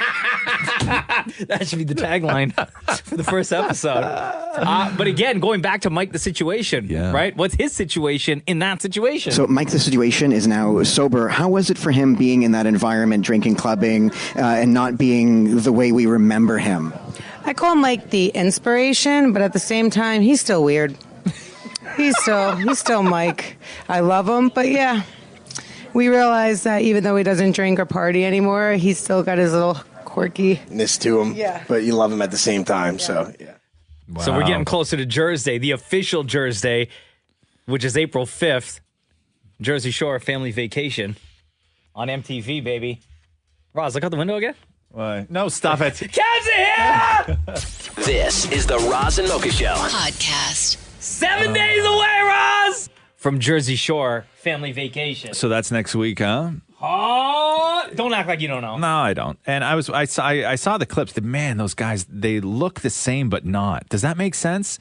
Like, they all look kind of older. They've all had work done. That's especially clear Mike the as day. Situation. That's clear. And they all still look like they go tanning. Because that was the big thing, right? It was... don't act like you don't know. I was going to say GTL. Yeah, GTL, Gym Tan Laundry. Yeah, it's not Jelly Tan Laundry. It's a Gym Tan Laundry. Yeah, GTL. And they all look like they still go tanning, like real tanning, not like spray tanning. Because I understand right now, people they spray tan, right? I get hit up on Instagram all the time for these people that have these new methods of spray tanning because nobody's going to a bed anymore. I used to go to beds. Do you? I did. You? Yeah. I used to love getting my tan, and then I realized I'm actually cooking my insides. Right? Like there's no good. Would you go like once a week? Oh, sometimes once a even month? twice a week. No, you wouldn't. Twice a week? Yeah, sometimes twice a week. Dude, yeah. that's so bad. Yeah, I know it was terrible. It was my terrible. God. Yeah. And I was like, I felt so good. And then I realized the reason I felt so good was because I was cooking my insides. And that feels good, apparently. You know? It feels really good. But I'm just looking at these guys and I'm like, God, if you're still GTLing and you still doing the G part or the T part, and the L part or the T part, the tan part, the whole thing. If you're still tanning, like you have no friends at that point, man. Somebody's got to tell you to stop with that. In season 1 of Jersey Shore, I remember episode 1 when they were introducing all the people, all the characters. Yeah. I don't know if anybody else remembers this, but Paulie D in his segment showed everybody in his bedroom he actually had a tanning bed. Yeah. There. Yes. In his room. Yes. So he just get that tan on anytime he wanted. Yes. It's crazy. That tanning used to be this thing. There's a really old famous picture. And when Heather Locklear years ago, and who she married? She married the Tommy Lee from Motley Crue. Yeah. And this is in the 80s when she was on TJ Hooker. And there's a famous old picture of their living room in that first house they bought. And the only thing in their living room was a set of drums and a tanning bed. That's so rock and roll, though. Right? That is so rock and roll. But nobody has a tanning bed at home anymore. Oh, man. And the phone lines are lighting up right now. Let's go to line 3. Hello, it's Roz and Mocha. So you were saying about the tanning beds. Yeah. They, by far, I love them. I still go. You still go? Yes. How old are you? Well. Let me guess. I can guess. Hold on here. Hold on here. Okay, so you have this kind of passion for a tanning bed that you still defended, knowing all the risks. You're probably one of those people that before you go on vacation, you think that going to a tanning bed gives you a nice base, correct? Yes. Okay, yeah. Kelly, Kelly, Kelly's getting nervous now. Kelly, you are 45. No! How old are you? I'm 42. Oh, okay.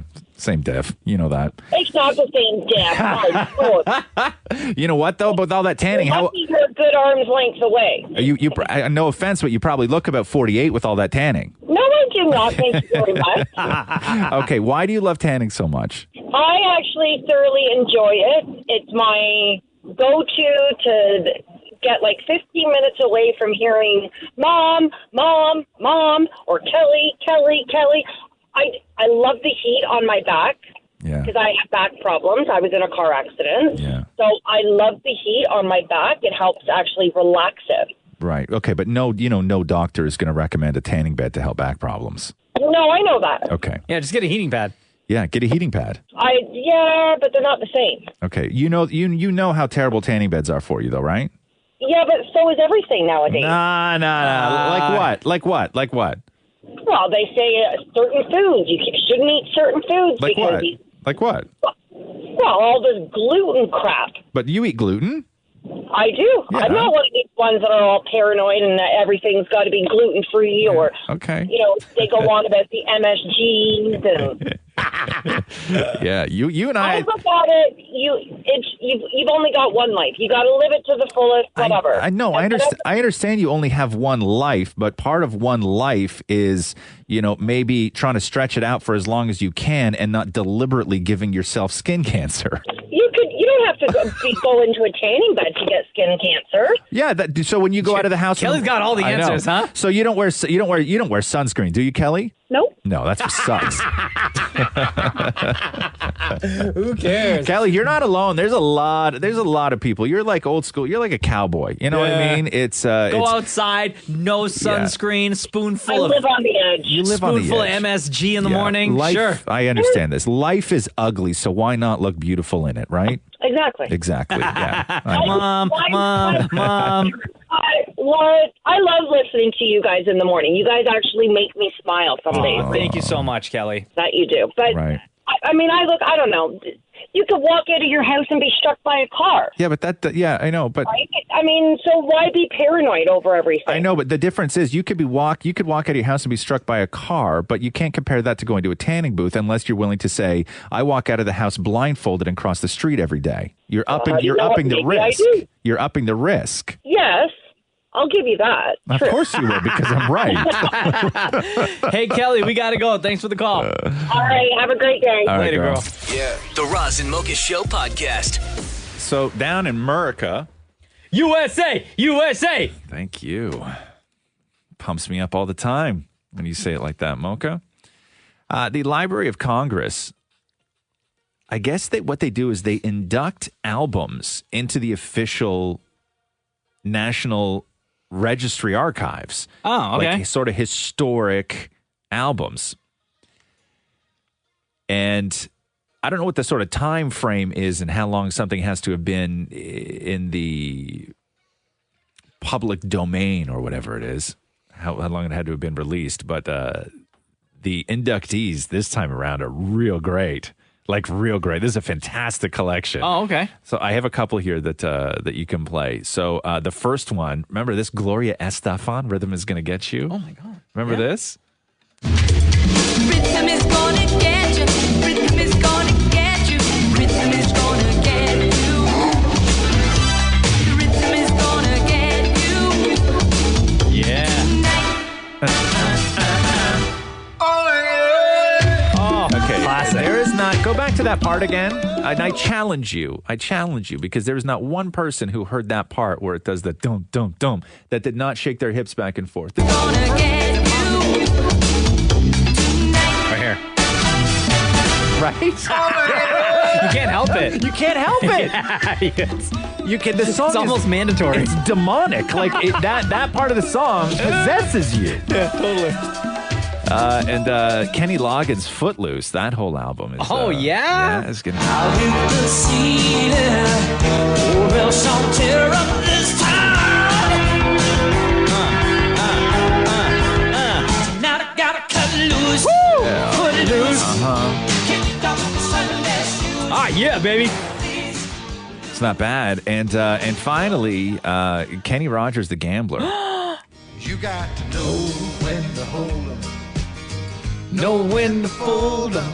I used to sit in When to walk away. my parents' basement. I guess it would have been my basement too. Listening to this album. I wore this album out. My parents have this album. I wore this album. That's from a movie, out. right? What's that? No, it was just a record. And then I think they made a movie or something around it. But, Yeah, I think so. I remember my folks yeah. used to watch this movie all the time. Yeah. It's a sad record, too. It's a really sad album. But this is one I used to desperately want the coolest look to me in the world from The Gambler. Like when I was a young kid, I wanted to grow up to be a man that wore a white suit and a black shirt underneath. Because to me, that was just the height of cool. Right? It was just the height of cool. Climax plays this all the time in the mix, and people go bananas for it. Bananas for it. I don't remember how did it start. On a long summer's eve, on a train bound for nowhere, I met a... Yeah, you're right. Train bound for nowhere, I met up with the gambler. We were both too tired to sleep, so we took turns of staring at the window at the darkness. Boredom overtook us, and he began to speak. No lyrics in front of me. No lyrics in my life. At a reading people's faces, knowing what the cards were by the way they held their eyes.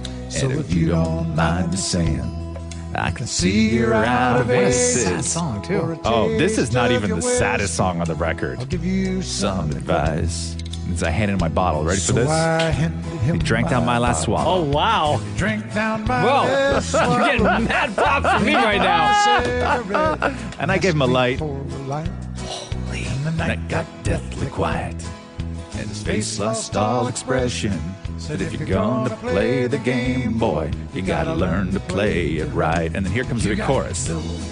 Wow, right? dude. I'm telling you, bro, my life, listen, sitting in my parents' basement, also my basement, sitting in my parents' basement, dreaming of the day that I could wear a white suit with a black shirt underneath so I could entertain people singing The Gambler. That was like my dream.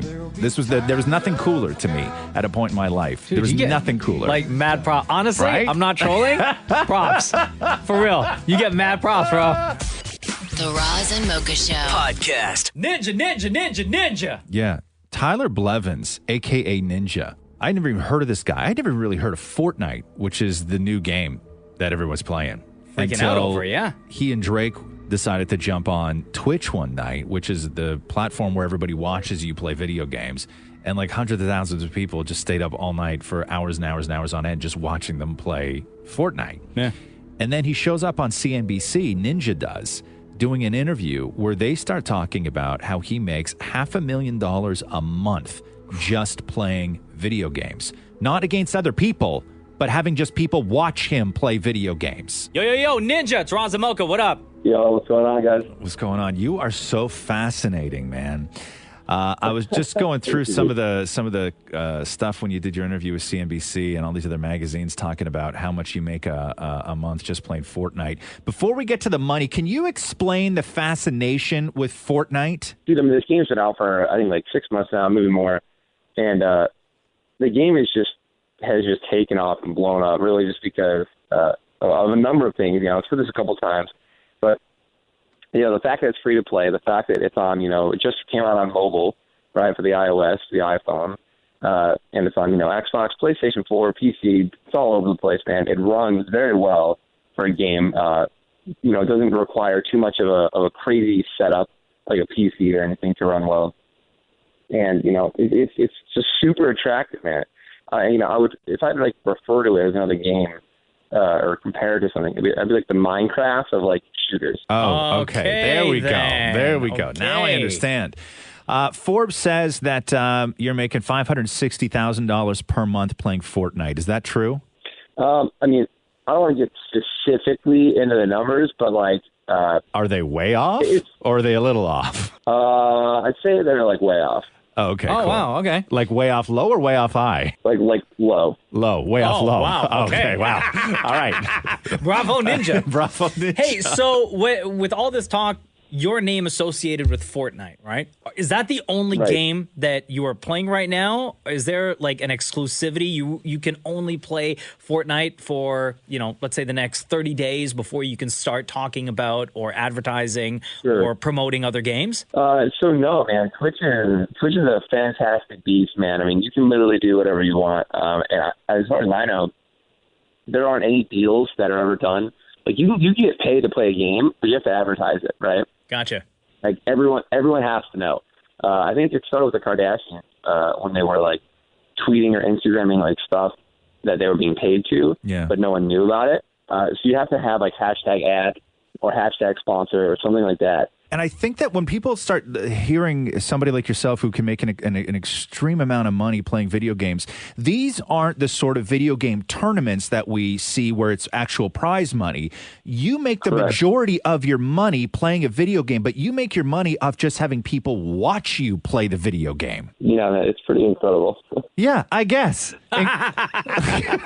Like, that is a lot more than pretty incredible. It sounds sort of like, when kids used to just grab a guitar and practice a lot and want to be rock stars. Like it was almost a lottery life where the numbers just sort of didn't add up. It was like making a career plan saying I'm going to grow up and be a lottery winner, getting good at something like the guitar. But to me, this like video game and, especially something like Fortnite, it's kind of like that. You know what I mean? It's kind of like the new rock star dream for a lot of kids. Yes. So just as you're like a rock star, you gotta, or, a kid or anything like that, you gotta play, first you gotta be better than everyone else, right? I mean, if you're gonna be like the Kiss of rock stars, you gotta know how to jam out better than millions of other people.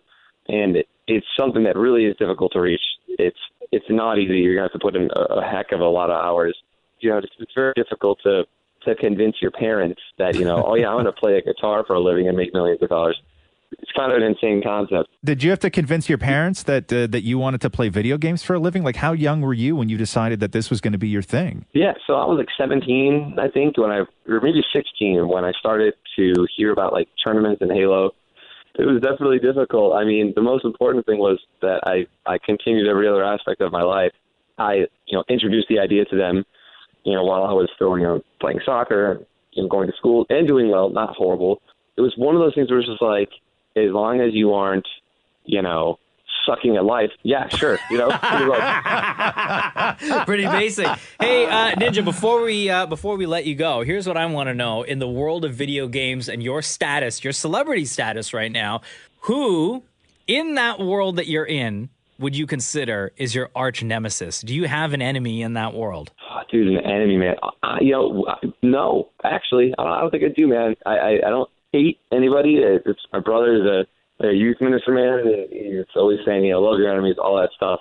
And they don't make enemies either. So, no, I'm really? good. So you don't have anyone out there that's always like coming at you and being like, yo, you got to test me in this game, or I would whoop your ass in this, come test me type of thing? No, dude. Wow. Why not? I wish I had an answer. You just got me like pumped up to like have an enemy. Like You may need one. I'll tell you, bro. If we were writing the comic book, the perfect enemy for the guy who makes $500,000 a month playing video games would be his youth pastor brother. If we're writing that story, you already know the enemy. It just hasn't happened yet. Hey, Ninja, we appreciate your time, man. Thank you so much for joining us on the Roz and Mocha Show. Yeah, absolutely. Thank you so much for having me, guys. The Roz and Mocha Show podcast. Kids 925, hello. Hey, I'm not on the radio, am I? Yeah, why? Okay. No, I just wanted, is this Roz? Yeah. I listen to you guys all the time, and I see you on commercials. I just wanted to say you're one of the best-looking guys ever. You have a very unique look. That's all I wanted to say. Okay, well, Mocha's here, too. He's listening in, by the way. Well, he's also very handsome, but you just have a really, I don't know. Just wanted to say that. I just saw your phone on the way to work. Break it down for me here. Let's. Yeah, because I want my feelings to be hurt even more. So let's break this down. Okay. I don't know. I don't know what it is. Just I have no idea. Well, is it the beard? Is it his probably eyes? Is it the hair? It's the beard. You like that, huh? Yeah. Oh, okay. Hey, listen, I got a beard too. I was just gonna say, Mocha has a beard too, right? I got a thick beard. I've been growing my beard out. That's true. That's true. There's nothing. Well, anyway, you sound like you're a little apprehensive about this, or like a little I don't even know what it is, shy or something like that. No, not at all. I just wanted to call and say that. That's all. I listen to you guys all the time. You're great. Both of you are. What's your name? I'm not giving my name. Okay. So how long have you been listening to the Roz and Mocha Show? Yeah, just so you know, people, just so you know, Mocha, this is not the first time that somebody who has called in that prefers me would also prefer to not give their name. Sure. No, which does nothing for me, by the way. The reason why I ask, are you in a relationship right now? Do you have a A husband or boyfriend? No? Oh, okay. No. I just was like wondering why you wanted to be like so secretive. Like you didn't want anybody else to know that you got a thing for Roz. No, I'm just kind of private, that's all. Yeah. Oh, okay. Yeah. Well, you make it sound like she's the only one that has a thing for me. Like it's not like some Well, rare no, thing. I know, Mocha. like your girlfriend Catherine. No. Let's leave Catherine out of this, okay? She's don't get me wrong. She's the love of my life. Yeah. Love of my life, but come on. It's not just anonymous on the phone here and my girlfriend. There's a lot more people. I'm sure there's more for both of you. I even met a couple fellas. Yeah, Maury just put his hand up. Okay, wait. So have you had this conversation with other people that you know? Good question, Mocha. Possibly. Yeah, I probably mentioned it. Oh, yeah. okay. Like you mentioned it to them and they agree, or you mentioned it to them and they just like whatever? I don't think that anybody agreed or didn't agree. I just it was a statement I made, and I guess that was it. Yeah. So, Why Is you there gotta- any surprise Don't that, ruin this for me. Don't you ruin this for me. I was just Do not gonna ruin this say- for me. I'm telling you right now, Maury, if you ruin this for me, I'm going to be very upset with you. Matthew mentioned how good looking you are while we were cuddling once. That's weird. That's weird. Okay. That's so weird. Yeah, get out. Ask her the question. Ask her the question, Mocha. What? No, I'm not getting out. Ask her the question. There's Ask the her the whole- question. No. There's Ask a her whole the conversation. It's ask about her- you. That doesn't matter. Ask her the question that you ask everybody. Ask her the question that you ask Fine. everybody, please. We're going to ask you the question we ask everybody between Roz and Mocha. Who's your favorite? You're both great on the radio. No, that's not the question, though. Between Roz and Mocha, who is your favorite? You're both my favorite on the radio. Between Roz Yeah? and Mocha, who is your favorite? It's 50-50. It can't I'm be, not though. budging. That's it. Even after all that, you still can't say I'm your favorite? Because I don't think that you really are. So I'm going to You're ask both the really question funny. again. I'm going to ask the question again. You should see Roz's face. His jaw's literally on the floor. Between Roz and Mocha, who is your favorite? Okay, as far as looks go, it would be Roz. No, So overall. you're both. I can't. The total package, overall. Dude, I have a feeling she wants to say Mocha. I know. Do you want to say Mocha and just don't want to hurt my feelings? No, not at all. Not at all. I just think it's a great. You guys are great in the morning. That's all. You can say Mocha, you know. It's okay. I won't feel bad. And actually, you know what? I'm just pulling into work, so. Oh, how convenient. Oh, how convenient. I'm gonna have to go, but keep up the good work. Oh, yeah, thanks. Of what, being good looking? It's very difficult, you know. Or being your favorite, which is me. Okay, I can't. I was. This was set up for me to win. This was a victory in hand, and I had to just push it. I had to push it. I couldn't just let it go. I couldn't just take the win. I couldn't just take the win. Okay, Roz, I'll give it to you. How's that? You'll give what to me? You're the best. No. Say the words. You're my favorite. Oh, thank God. Even if you don't mean it, it means so much to me. Have a good day. You too. Bye. The Roz and Mocha Show podcast. So almost 10 years ago, they did a study on sleep and relationships and found that almost a quarter of the people they talked to,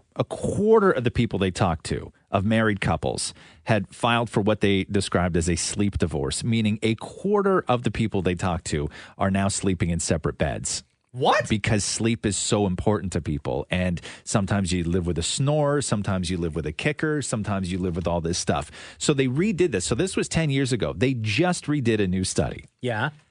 And the numbers have gone up to now it is 30.9%. That is a high number. That is a high number. So hold on. So people still married or still together, whatever. Yes. Do not at night go to sleep in the same bed. Correct. They have their own beds. Yes, it's like watching The Crown, where Philip was on one side of the house and Elizabeth was on the other. And they could just see each other through the door. Or my grandparents when they renovated the dining room into their downstairs bedroom with separate beds. They say, though, 10% of those people surveyed have had a relationship end over sleep issues. Really? My Yes. dad often sleeps in a different room in the house. Some people because don't pronounce the T in that word, but okay. Which word? No, it's Dad? okay. Go ahead. No, there's no T in dad. because of the snoring. Really? And I get my best sleep on the couch. Yeah. Because it's warmer and it's just, I'm alone. So if you could you pitch the idea? Would you, Maury, be happier with separate beds? Matthew would be the happiest person alive. Matthew would be I'm the the one happiest that's person holding alive. out because I just want to make sure that he doesn't leave me. But you're the one who seems to be more comfortable and content not sleeping with Matthew. I know for sure, but I just want to at least know that I still have my spot on that side of the bed. Right. For when I need it. What about if you moved into a separate room? What if you moved into the office on a pullout? Well, then I just don't know what's happening outside of the door. Yeah. The Roz and Mocha Show podcast. Hey, Mike, what's going on, dude? I just heard the girl on the radio. Uh-huh. Hey, I like Mocha better than Ross. Man, we didn't even have to ask you who your favorite You is. didn't have to ask me. I just heard on the radio. I said, I'm choosing Mocha. Wow. Why? Well, nobody asked. Now I want to know why. Because you're more funnier. Oh, okay. Funnier than Roz. Yeah. Okay, fine. I never listen. I hate the traffic in Toronto. I want to go back home. Well, I hate you. Wow. It's horrible. I hate it. Good. I hate you. Go home. Okay, I should go back home then. Yeah, go home. Where's home for you, Mike? I live in Vaughan. Oh, okay. Where does Mocha live? Mocha lives in Vaughan. Yeah, exactly. What is up with all you guys up in Vaughan? I swear What? to God, did you join the mob when you went up to Vaughan? Do you have to? But you should come move up here too. I'll buy you a house. Move up. What, I gotta go move it to Vaughan? Yeah, dude. Oh. Taking all the hot spots, man. All the Ross, food where are you places. from? Oh, boy. Where's Ross from? I live in Toronto. But he's from I live in Acton. Toronto. Yeah, no, I live in Toronto. But he's what- from Acton. No, like when there's a mayoral election, I get to vote for the mayor of Toronto. I got one question for you guys. What? Who are you guys going to vote for Premier in June? Well, I don't talk about that. Come on now. Okay. I love you guys, okay? All right, bro. All right. Take care, Mike. Bye. This is the Roz and Mocha Show podcast. There is a waiter in Vancouver who was fired for being rude. And he had said, I'm not rude. I'm just French. Huh? So, so he was fired for, quote, being aggressive, rude, and disrespectful, I guess, to his coworkers and also maybe the clientele. Guillerme Ray, who worked at a Vancouver restaurant. Yeah. Okay. He's filed a complaint with the Human Rights Tribunal against his former employer, claiming, quote, discrimination against my culture. The restaurant, operated by Cara Food Operations, accused Ray of violating its code of conduct and said he persisted in his behavior despite verbal and written performance reviews. In alleging discrimination, Ray said French culture just, quote, tends to be more direct and expressive. Both parties agree that Ray performed well at his job despite his allegedly disagreeable demeanor, aka being French. Saying, quote, Mr. Ray will have to explain what it is about his French heritage that would result in behavior that people misinterpret as a violation of workplace standards of acceptable conduct. Wow. They wrote in the file. So he's like, listen, guys, I'm not rude. I'm just French. I'm just French. Guys, let's talk about this. The Roz and Mocha Show podcast. So as a driver now, because I'm almost going on 1 year of being a licensed driver. Oh, snap. That's Almost. right. Experience. Thank you. I like to rock out of my car. Okay. I don't think anybody says I like to rock out in my car. Well, listen, you don't drive with me. But I read things now about cars. And I was flipping through the pages of Britain's Automobile Association magazine. Okay. I thought you were going to say you were in like Hot Rod magazine or something. No. I like to go global. Okay. With my love for Wow, with my love for You're automobiles. such a grease monkey. Thank you. And I was reading this fantastic article about the best sing-along car songs. Okay. And I was fascinated by it for a number of reasons. But one, its lack of sort of contemporary. It's almost like they took this poll years ago and just keep repeating this poll every year since, not wanting to do the work to put a new poll together. So let me go through the top 5 right now of what they say in Automobile Association, out of Britain, by the way, are the best sing-along car songs. Okay? Is Rihanna on there? Rihanna's not on there. The What Shut Up- Rihanna song would be on there? Shut Up and Drive. No. Oh. What about Lady Gaga? Lady Gaga? No. What about Fine Young Cannibals? She drives me crazy. No, not on there. Eiffel 65. Which song? What's their song? I'm blue. I'm blue. No. Man, nobody wants to sing I'm blue while they're driving down the highway. Life is a Highway. No, Life is a Highway is not on there. How is Life is a Highway not on this list? I'm telling you. All right, so let's start here with number 5 on the list, please. Don't stop believing. All right. Okay, Don't Stop Believing by Journey. Agree or disagree? Agree. Yeah, I agree. Okay. Yeah. Although this song always makes me think about the last episode of Sopranos. Okay, at number 4 is... No, sorry, I highly disagree, guys. Dancing Queen by ABBA? So you highly disagree. I highly agree. Okay, Maury highly agrees. No. At number 3 is... Sweet Caroline. Sweet Caroline, Neil Diamond. What is this? A wedding from the 80s? What did I not preface this by saying it sounds like they did this poll in like 1989 and just have never updated it and just keep republishing the same poll year after year after year. So these are the best sing-along car songs by Britain's Automobile Association. A poll that they took. Number 2 on the list, Mocha. No, thank you. The very hot new track by Bon Jovi called Living on a Prayer. No, thank you. You don't like this song, Maury? I'm not a Bon Jovi fan. Really? No. That's odd to me. He's too rugged around the edges. Yeah, and also... Can I just say that when it comes to sing-along car songs, a song that has a note in it like this one that no normal human being can hit shouldn't be on this list. Why not just put the Star Spangled Banner on there? Nobody can sing that song either. That note's too high to hit. And number 1 on the list of the best sing-along car songs is... Come on. But I think that this has more to do with Wayne's World, right? Yeah. Because Wayne's World turned this into an iconic... singing your car song. Singing in Roz, your car what song. did you and I sing along to just the other day? No, we didn't, Maury. You sang along and started headbanging to this and almost crashed the car and ended my life. You know I have a child, right? I'm a father. That being said, it was this song. Right. Oh, but you didn't even get the part where the headbanging part comes in. Yeah, where's that part? Oh, well, you can't sing along to that. You can sing along to this. No, but that's the part where you do the movements. Anyway, and stuff. Bohemian Rhapsody by Queen is the number 1 car man, song. again, it just sounds like songs from Hey, I'm telling you, man. a wedding reception in the 80s. Lit wedding, though, huh? Oh, my God. The Roz and Mocha Show podcast. Yo, people were wilding out on Twitter over the weekend. Actually, mainly yesterday, over a specific March Madness bracket. Oh, don't even talk to me about basketball. I was going to say football. I'm so shook right now. Oh, I'm not talking about basketball. Oh. I'm talking about the bracket that had everyone shook yesterday. Which was what? The Disney bracket. Oh.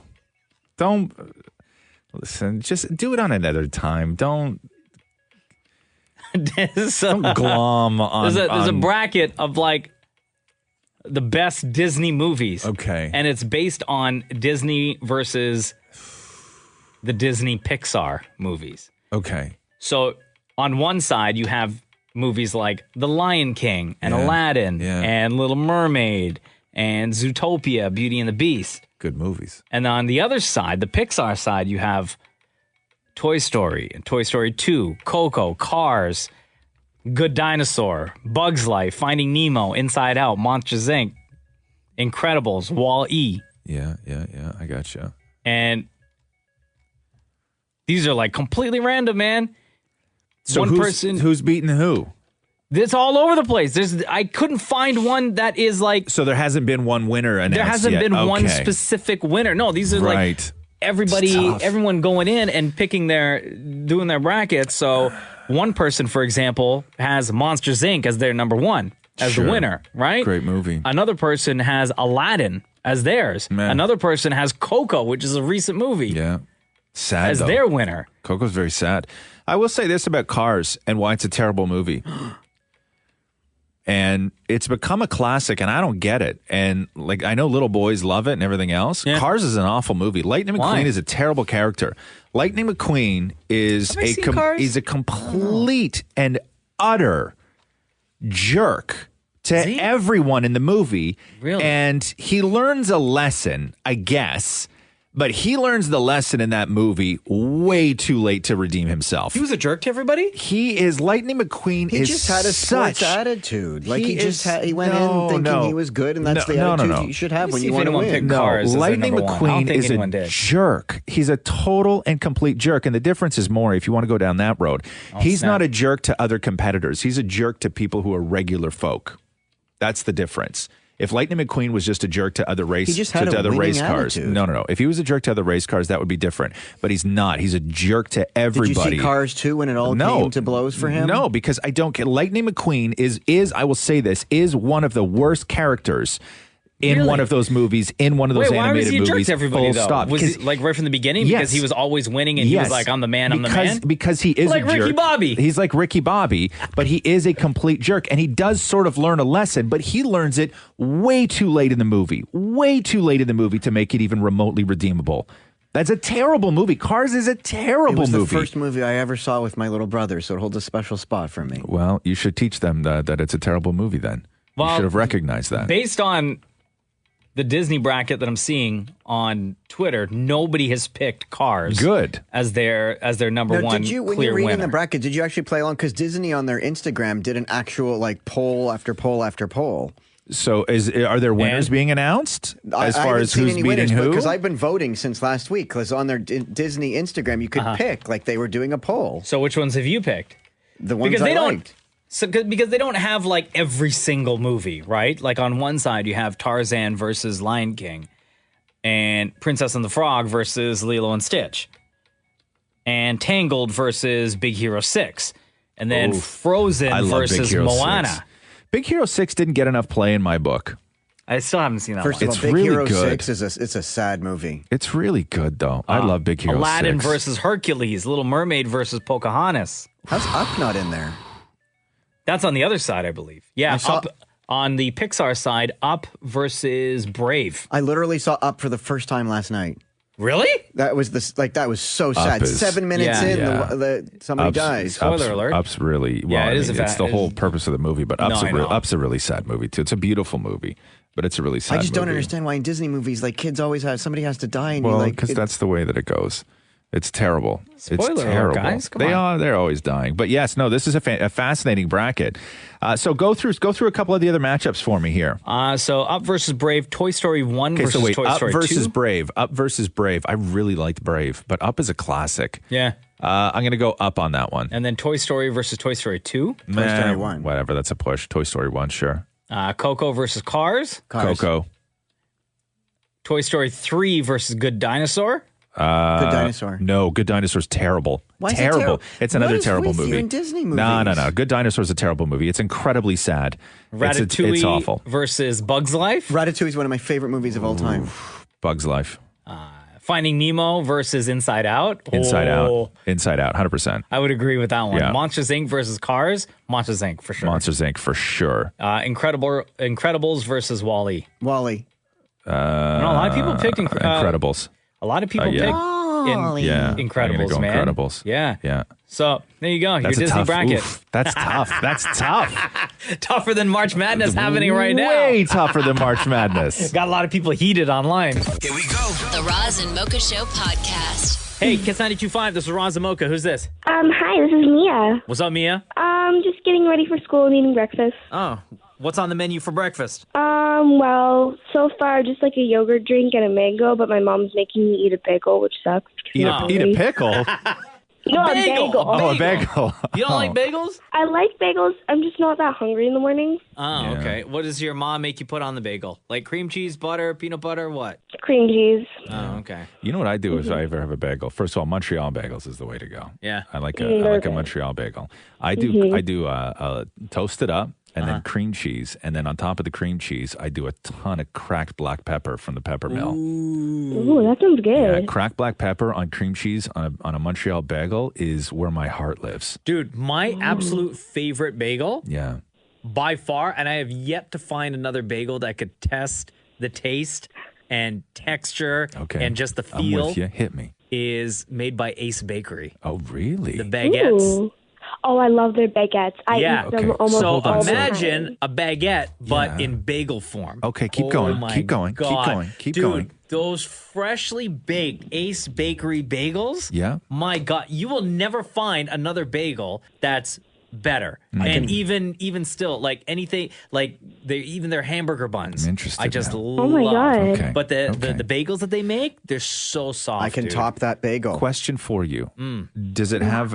Is it a poppy seed? Is it a plain? Is it No, a I get the sesame plain seed? ones. You get I get the plain ones, Okay, yeah. I feel you. I feel you. If you live up Bathurst area, you want to go to Greif's Bagels. Line up out the door every single day. What They only makes- take cash. Okay. Tell me what makes the bagel special. Greg's Bagels. Greif's Bagels. So they're warm, fresh out of the oven. What kind Very- of? Describe the bagel. What kind of bagel? It's a round bagel. No, I understand it's round. No. What? Okay. Okay. Morning. Okay. Describe the bagel. I was trying to. Okay. Continue. So a round. Okay. Stop. Thick Okay. bagel. Okay. Moist in the inside. Yes. And Okay. it's not even like Now, it's how not do- now- hard. It's okay. soft. So how do you toast? Do you toast that up? No, you eat it right out of the bag. Really, right out of the bag. huh? Literally bagel mouth. So no toasting. No. No Do toasting. you put anything nothing, on it? Nothing. Eat the bagel Nothing. as is. So you eat it. So you It's eat not it like dry? like a No, muffin. no. This is the least driest bagel Okay, you so will hold ever on here. have. So these bagels you just eat like it's a muffin, like it's a or a donut, Like a donut. where you don't put anything in it. I'm telling you, people know Greif's bagel. Greif's bagels and Mocha. Your bagel is Oh, it's made by Ace Bakery. Ace Bakery. Is yours bagel. round too? Yeah. No, Maury, they're triangle. Now you want to talk about those little triangle buns that you can get at Costco? We can talk, right? Right? Am I alone? Yeah, no, right? no, you got feel it. me? You got it. You got okay. it. Triangle bagels. Okay, there we go. All right. Hey, Mia, thanks for the call. Go enjoy your bagel. Have a wonderful Okay. long weekend, okay? Okay. And you guys have a good one, too. The Roz and Mocha Show podcast. Kiss 92.5, good morning. This is Roz and Mocha. What's your name? Good morning, it's Louis. Lewis, what's up, man? Good. Listen, guys, I got a question for you. And we can include Maury if he's there and if he's available. Okay. What is your secret to have so much energy so early in the morning? I think that the secret is that we don't have that much energy in the morning. I think that the secret is just sounding like you have that much energy in the morning. Oh, is that the secret? Because I've been waking up early, and early for me is 6 a.m. because I go to work at 7. Yeah. But you guys, I bet you guys are there at like 4 in the morning, but you have so much energy that I'm like, what do they do? Do they shower? Do they not shower? What is it? I did not shower this morning. You didn't? Nope. Did you shower this morning, Maury? Yeah, but I start off hot and then I give myself a little shot of cold. No. Yeah. Yeah, no, I shower every morning. I think, for me, I guess, part of the ritual, like I'm up at 3:15, out of the house at 4. By the time I get here, it's 4:30. So before we even get on the radio, I've already gone through my morning routine. So by 6 a.m., I'm like ready to go. That is crazy. It takes me about an hour and a half at work to be able to be, fully myself. Right. I'm a zombie at work. Yeah. What do you do for a living, by the way? I'm a heavy equipment operator. It takes you an hour and a half Good to know. Good to know. to get Yeah. into the headspace of working when you work with heavy machinery. Yeah, way to keep the city safe, bro. Yeah, sorry, great. I will say this: the being up and sort of alive and everything else. People wake up early in the morning and go to the gym. Like energy is there. I think that the thing that is the most difficult or the most unnatural is when it comes to doing what we do. It's not natural to be funny at 6 o'clock in the morning.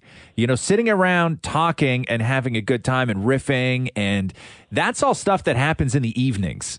That's when you sit around with your friends and you got a lot to talk about. You're sharing stories. You're making each other laugh. Like that's an evening sort of activity. Doing that, being funny at 6 o'clock in the morning is the unnatural part of it. The energy is whatever. You can have energy. People have energy in the morning, but it's what we do. It's just being funny is not natural at 6:02 a.m. on a Wednesday. Like it's not a natural thing. I agree. Well, you guys are playing it off really well. Roz and I sing in the car on the way in, too. No, we don't, Maury. Jesus, stop lying. What do you sing? Nothing. We don't. This morning we sang Bohemian Rhapsody. No, we don't.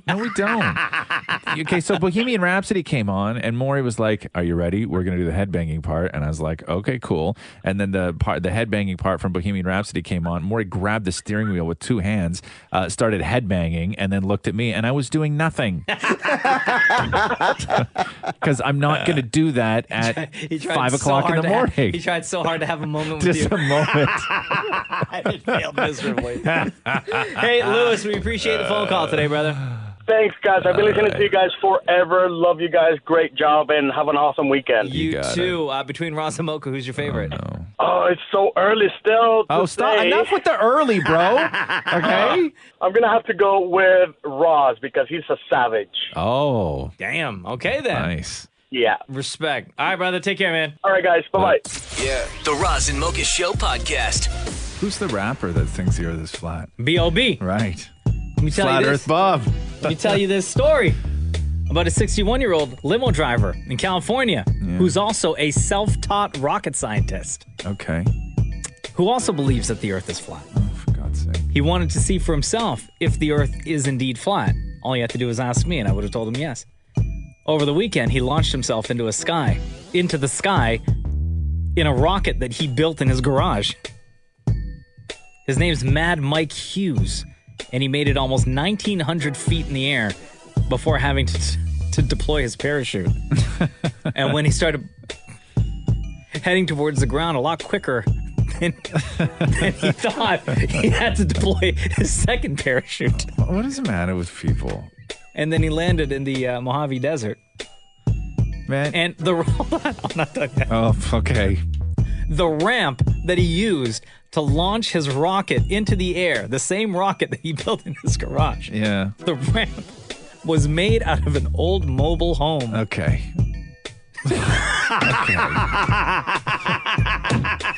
Of course it was. A 61-year-old man. Use what you got, right? Trying to launch himself into space off an old mobile home to prove that the earth is flat? Yeah, almost 1,900 feet in the air. Okay, man, you need a family at that point. You need to have friends in your life that are going to stop you from doing something like that. Which clearly he has neither. Of. Like, neither. No one said to him, hey, Mad Mike, listen, bruh. Yeah. This may not be a good idea. See, Elon Musk is ruining it for everybody because Elon Musk got a lot of money and then he started building rockets and everything else because that's all ever people want to do. They're just like, God, I wish I had like all this crazy amount of money and I would just like spend it on stuff. But he's really no different except the fact that he's rich. Evel Knievel did this same thing with people in the past. Evel Knievel was like just a professional stuntman, and they used to do television specials on him where they were like, Evel Knievel's going to jump a rocket car across the Grand Canyon, and we would all tune in and watch. Sure. And much like Elon Musk, where everybody now thinks that there are scientists that can build their own spaceship in their garage with an old Winnebago. Everybody back then thought that they were a daredevil, where they would build their own ramps and try and jump things and line up, 19 of your friends on the sidewalk and try and jump them with your bike, and the last 3 guys would get crushed. Right? Sorry, guys. And you have to go and explain to your family, their family why they're bleeding, and you're like, well, he was jumping us. What do you mean he was jumping you? Like, how does that happen? They're like, well, we all lie down face down on the sidewalk, and then we built a ramp out of an old skid and a couple of 2x4s, and he didn't make it. and that was fine, right? But, like, we've been doing this forever. Stupid people have been doing stupid things forever, right? Stupid people. What do you think? I'm going to jump you on my bike, Maury? Please. This is not a situation where we're supposed to say not it. Yeah. I just wanted to make sure I said not it in case it was a not it situation. Okay, thanks. You're covered now. Here we go. The Roz and Mocha Show podcast.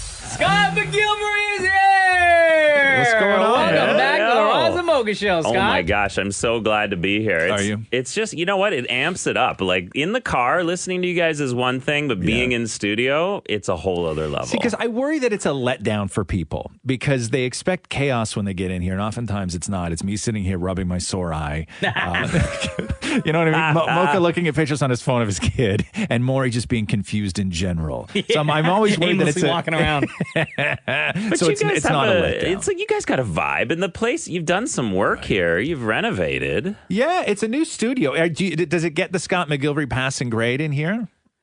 So you got a new studio. Right. No. First thing I noticed when I walked in is that the floor still squeaked. No, it looks good. It looks good. And I like that everyone can see you guys in here. There's windows behind us. Windows. Now. I like that. So the new show, this is crazy, dude. Congratulations. Buyer's Boot Camp on HGTV debuts Sunday night at 9 o'clock. Yep. When the hell are they just going to name the network Scott McGillivray TV? I got to get rid of the bald guy first. That's true. Yeah. We got to do something with Brian Baumler. They always say in shows like this, and Scott puts up his own money. And people are like, oh, that's complete crap. Is that true? Are you putting up your own money? Explain the premise of the show to us. Well, this is, I tell people this show kind of comes out of the authentic life that I have, where people are always asking me for opportunities and pitching me ideas. And believe me, I wish in the world that somebody else would put up the money for everything I do on these shows. But the reality is, it is my money. Yeah, it's the real deal, And sometimes we win, sometimes we lose, and we're not sugarcoating it in the show, which I like. I like it that way. But it is real, and if people think it isn't my money, then believe me, you can watch me stress about it on the show. On the show, will we see? Have you lost? Yes. Wow. Okay. Listen, it's not always a win. The hard thing with this show is that I'm partnering with brand new investors for the most part. Or strangers to you. Strangers. Yeah. I meet them, literally meeting people. They submit through our website. They submit their casting like, hey, we have this great opportunity, or we want to buy this house, but we need Scott's help. And, or we're scared and we want him to be our business partners on this, because I've put it out there that I'm going to partner with people. Yeah. And for the most part, I'm, coming in, and you got to put your money where your mouth is. You can't just shake a hand and say, nah, I'm your partner, give me money. So I'm bringing cash to the table, and sometimes that's financing the properties. Most of the time it's paying for the renovations as well. Wow. And you know what? You got about an hour from the time I knock on their door. They've got about an hour to sell me the whole situation. An hour? This is like a fan of HGTV getting the call going, we want you to go pro. Yeah. That's true. That's exactly what this is. But do you, Scott McGillivray, get an opportunity to do your research on the people that you are now not the people, going into but business the properties? with? The properties, yes. Yeah. Like I have like my sort of comps and stuff. So I'm like, okay, this could be interesting. I knock on the door and I find out all the other details. I usually have the purchase price and all that stuff. But literally, I'm meeting them. I'm asking them a ton of questions. I'm challenging them on a bunch of things. I'm saying, what do you need from me? How much is it going to cost? And, there's some episodes where literally it's $1 million property that I have to make a decision on in less than an hour. Jeez. And how many times have you butted heads with? Well, I don't pick everybody. That's the crazy thing. Like in some episodes, I'll go through a couple houses. I'm like, nope, I'm out. Just add them to the long list of people you've rejected in life, huh? Why you gotta be like that? Why you gotta go there? Wow. Again, Buyer's Boot Camp with Scott McGillivray this Sunday night at 9 on HGTV. Congratulations, brother. This looks like an incredible show. Cannot wait to watch. It's fun. We got to get you, Roz. We got to get you back on the show. I'm glad you tell me when. I'll on get the you show. back on. I don't know. You and Catherine, Mocha. Maybe we'll do an episode. You want to invest in real estate? I know where you live. I know your neighborhood. Let's do it. You know what? I think I saw your wife at Longo's not that long ago. It's probably true. Yeah, it's probably true. But I didn't want to say anything because I thought maybe that would be weird. Did she look like she was buying a lot of like diet food for a man? Because if that's the case, she probably was. Why you got to make fun of me? It's been a stressful year, man. The cart was filled with all hair gel. Cut me some slack. Oh, that was definitely Sabrina then. This is the Roz and Mocha Show podcast. Thursday, going into your long weekend. Easter weekend. Screw off today. Who cares? Yeah. Make it an extra long weekend. Well, it's tough because when Friday's the holiday. I know. Because it's rare that Friday's the holiday, right? Isn't it normally a Monday that it's isn't it? Or am I wrong about that? Am I just assuming that? Because it feels weird to have a Friday off? Yeah, I can't remember the last long weekend where where the long weekend started on the Friday. Where you get the Friday What about off. Thanksgiving? You get Friday off on Thanksgiving? No, I think you get Monday off. Do you? Thanksgiving Friday? Is that a thing? I don't know. It's so confusing. You know what? How do I not know that by now? My whole life we've done Thanksgiving. Can I just say? Yeah.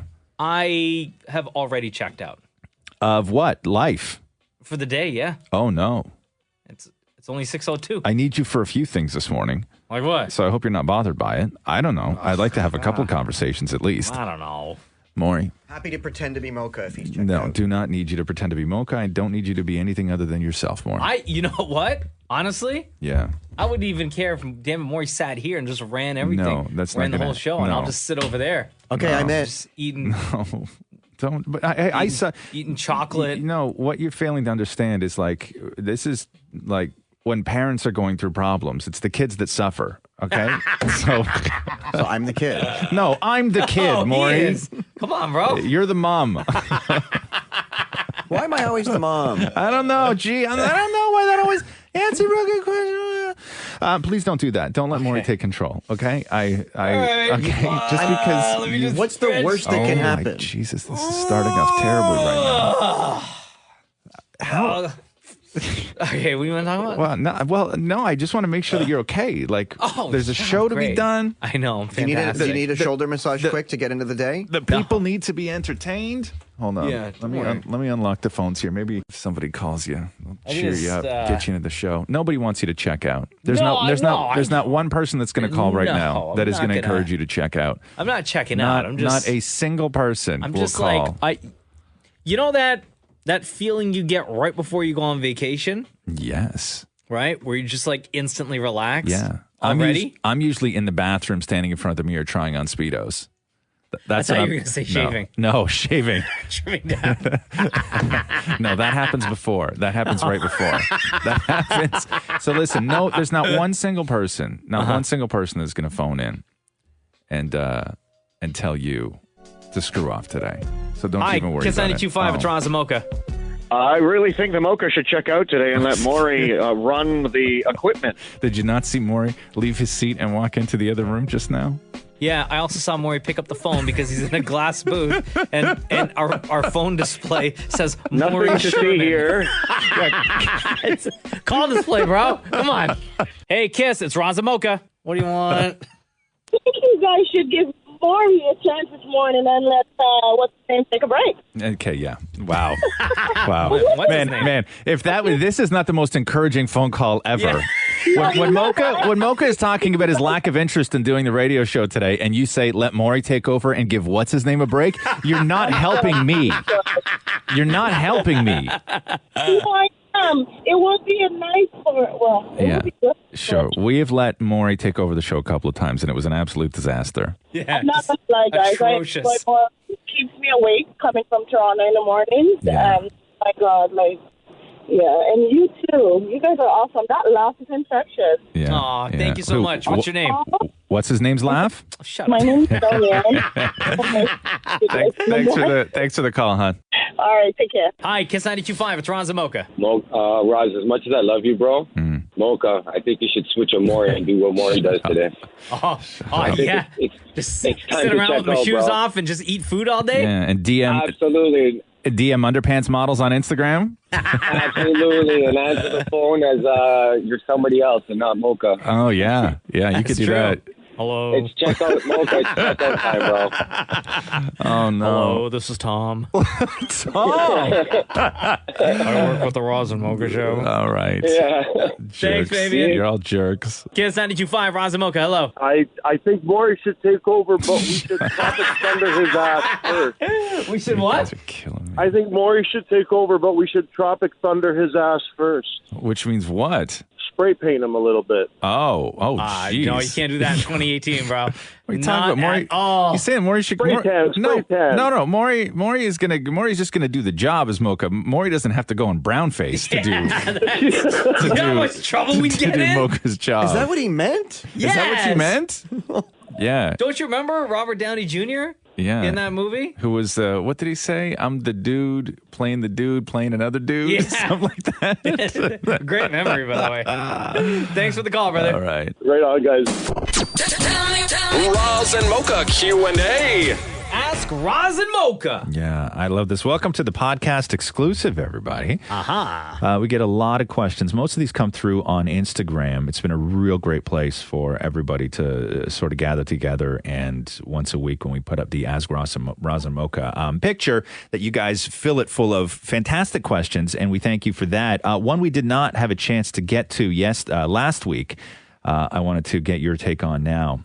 And we'll start with this one. The question was from Mabel. And it was, if a reality TV show was made forcing Roz, Mocha, and Maury to live in a house together, who would be the first to cry, first to get into a fight, and first to leave the house / quit the show?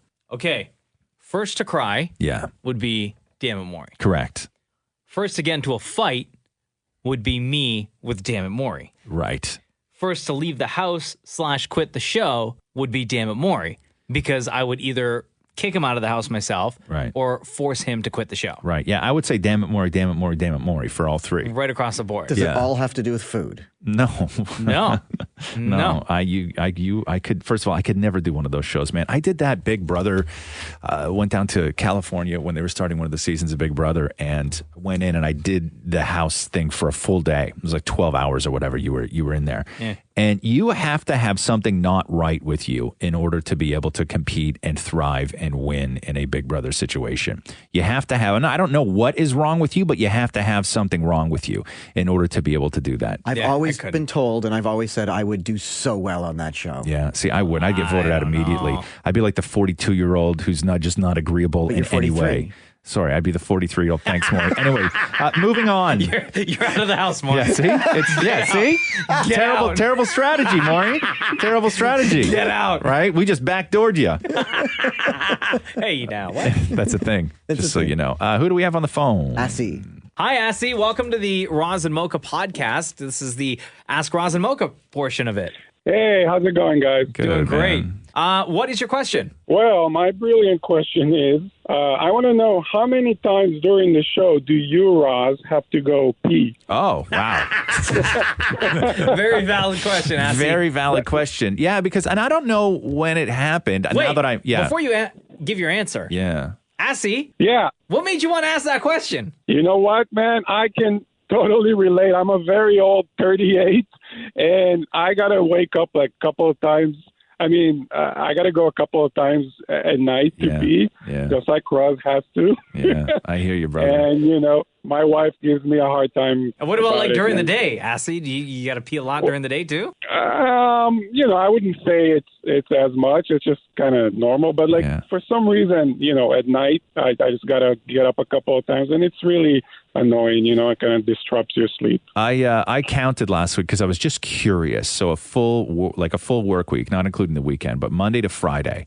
I was curious as to how many times, because I felt like it was a lot, that I am in public doing something at a store, waiting for something, in a car, whatever, where I am almost pee my pants. Really? Right? Where I almost pee my pants. Like where I'm talking, like I have one eye closed and it's almost out of me. Oh, no. Like there's almost, like we're talking inches at this point, like centimeters. Like it's loaded and ready. That's what she said. And I counted last week where these are extreme situations. Not that I'm out in the world and have to go pee, but where I almost pee my pants. Yeah. 6 in a 5-day span. Really? 6 times I'm out in the world. That's a high number. It's a high number. And I almost pee myself. No offense, but you may actually, you know, as a friend, Yeah. I'm telling you, Yeah. you may need to invest in adult diapers. It's better planning though. I don't plan for it. You Mocha's know, right, because if you don't do that, you're in trouble. Yes, thank you, Maury. Thank you for your contribution. Enough with the puns. I'm so done with them. So during the show, I would say 2 or 3 times. Yeah, I would say that. I counted 4 yesterday. Yeah, 2. You counted 4. Why are you counting how many times I go pee?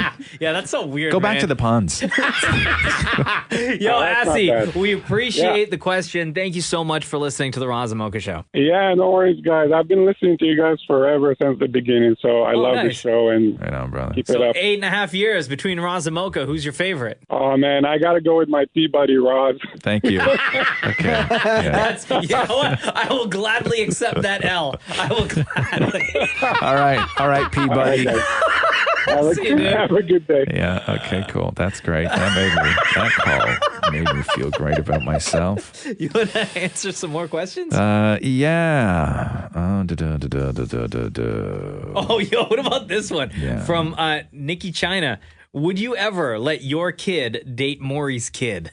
Would I ever let my kid date Maury's kid? If Maury and Matthew had a kid. Okay. Did Maury and Matthew have a boy or a girl? Let's say... No, I can answer that. If we're adopting, we want a boy. You want a boy. So boy. Right. So let's say Dan and Maury had a boy. And you, Roz, you have a little girl at home. Sure. Okay. Yeah. First, I would never tell my kid to not date anyone. I think that that's a really sort of old school Hollywood kind of thing where you need somebody's approval. I don't want to raise a daughter to think that she needs my or a man's approval to do anything. So I'm not going to be the guy with the shotgun and judgy, whatever. If I raised her right, she'll know who to date. Yeah. And therefore, what I'm going to say is that if I raised her right, she will know to steer clear of Maury's family. Every single one of them. Okay. Would you let Cruz date Maury's son? See, that's difficult because if they got along real well, yeah, like I'd be happy for him and everything. Yeah, but then that would just mean I'd have to spend more time with Dan and Maury. So whose house am I going to for Christmas? Right? And then there's that. I know. So, I know. Yeah, you never know, right? I know. It's a tough call, though. It's a tough call. Maury, did you have a name picked out if you and Matthew ever adopted? A girl will be Mariah. Right. And a boy. If it's a boy, I want to give the boy Matthew's middle name Gabriel. Gabriel. Oh. I love his middle name. Oh, but didn't people just going to call him Gabe? Gabe is not nearly as sexy as Gabriel, right? And I know. There's that, too, yeah. Yeah. My brother dodged the dick bullet. He was just a couple years out of being called Dick because his name's Richard. Right. Right. If he born a couple years earlier, like if he wasn't born in 72, if he was born in like 68, he would have been Dick for the rest of his life. Yeah. Right. But they stopped doing that to kids in like 1970. Just be like, it's easier just to say Rich. Yeah. Let's just go. Who thought of this? Right. Somebody finally wised up that why do we call Richards Dick? Let me ask you this question. Oh, here we go.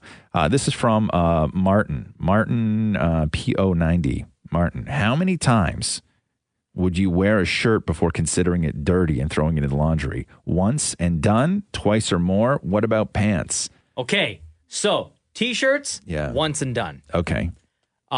Sweaters and hoodies, maybe 2-3 times, then laundry. Okay, yeah. Jeans, Yeah. jeans, Infinite. maybe like a month. Yeah, infinite.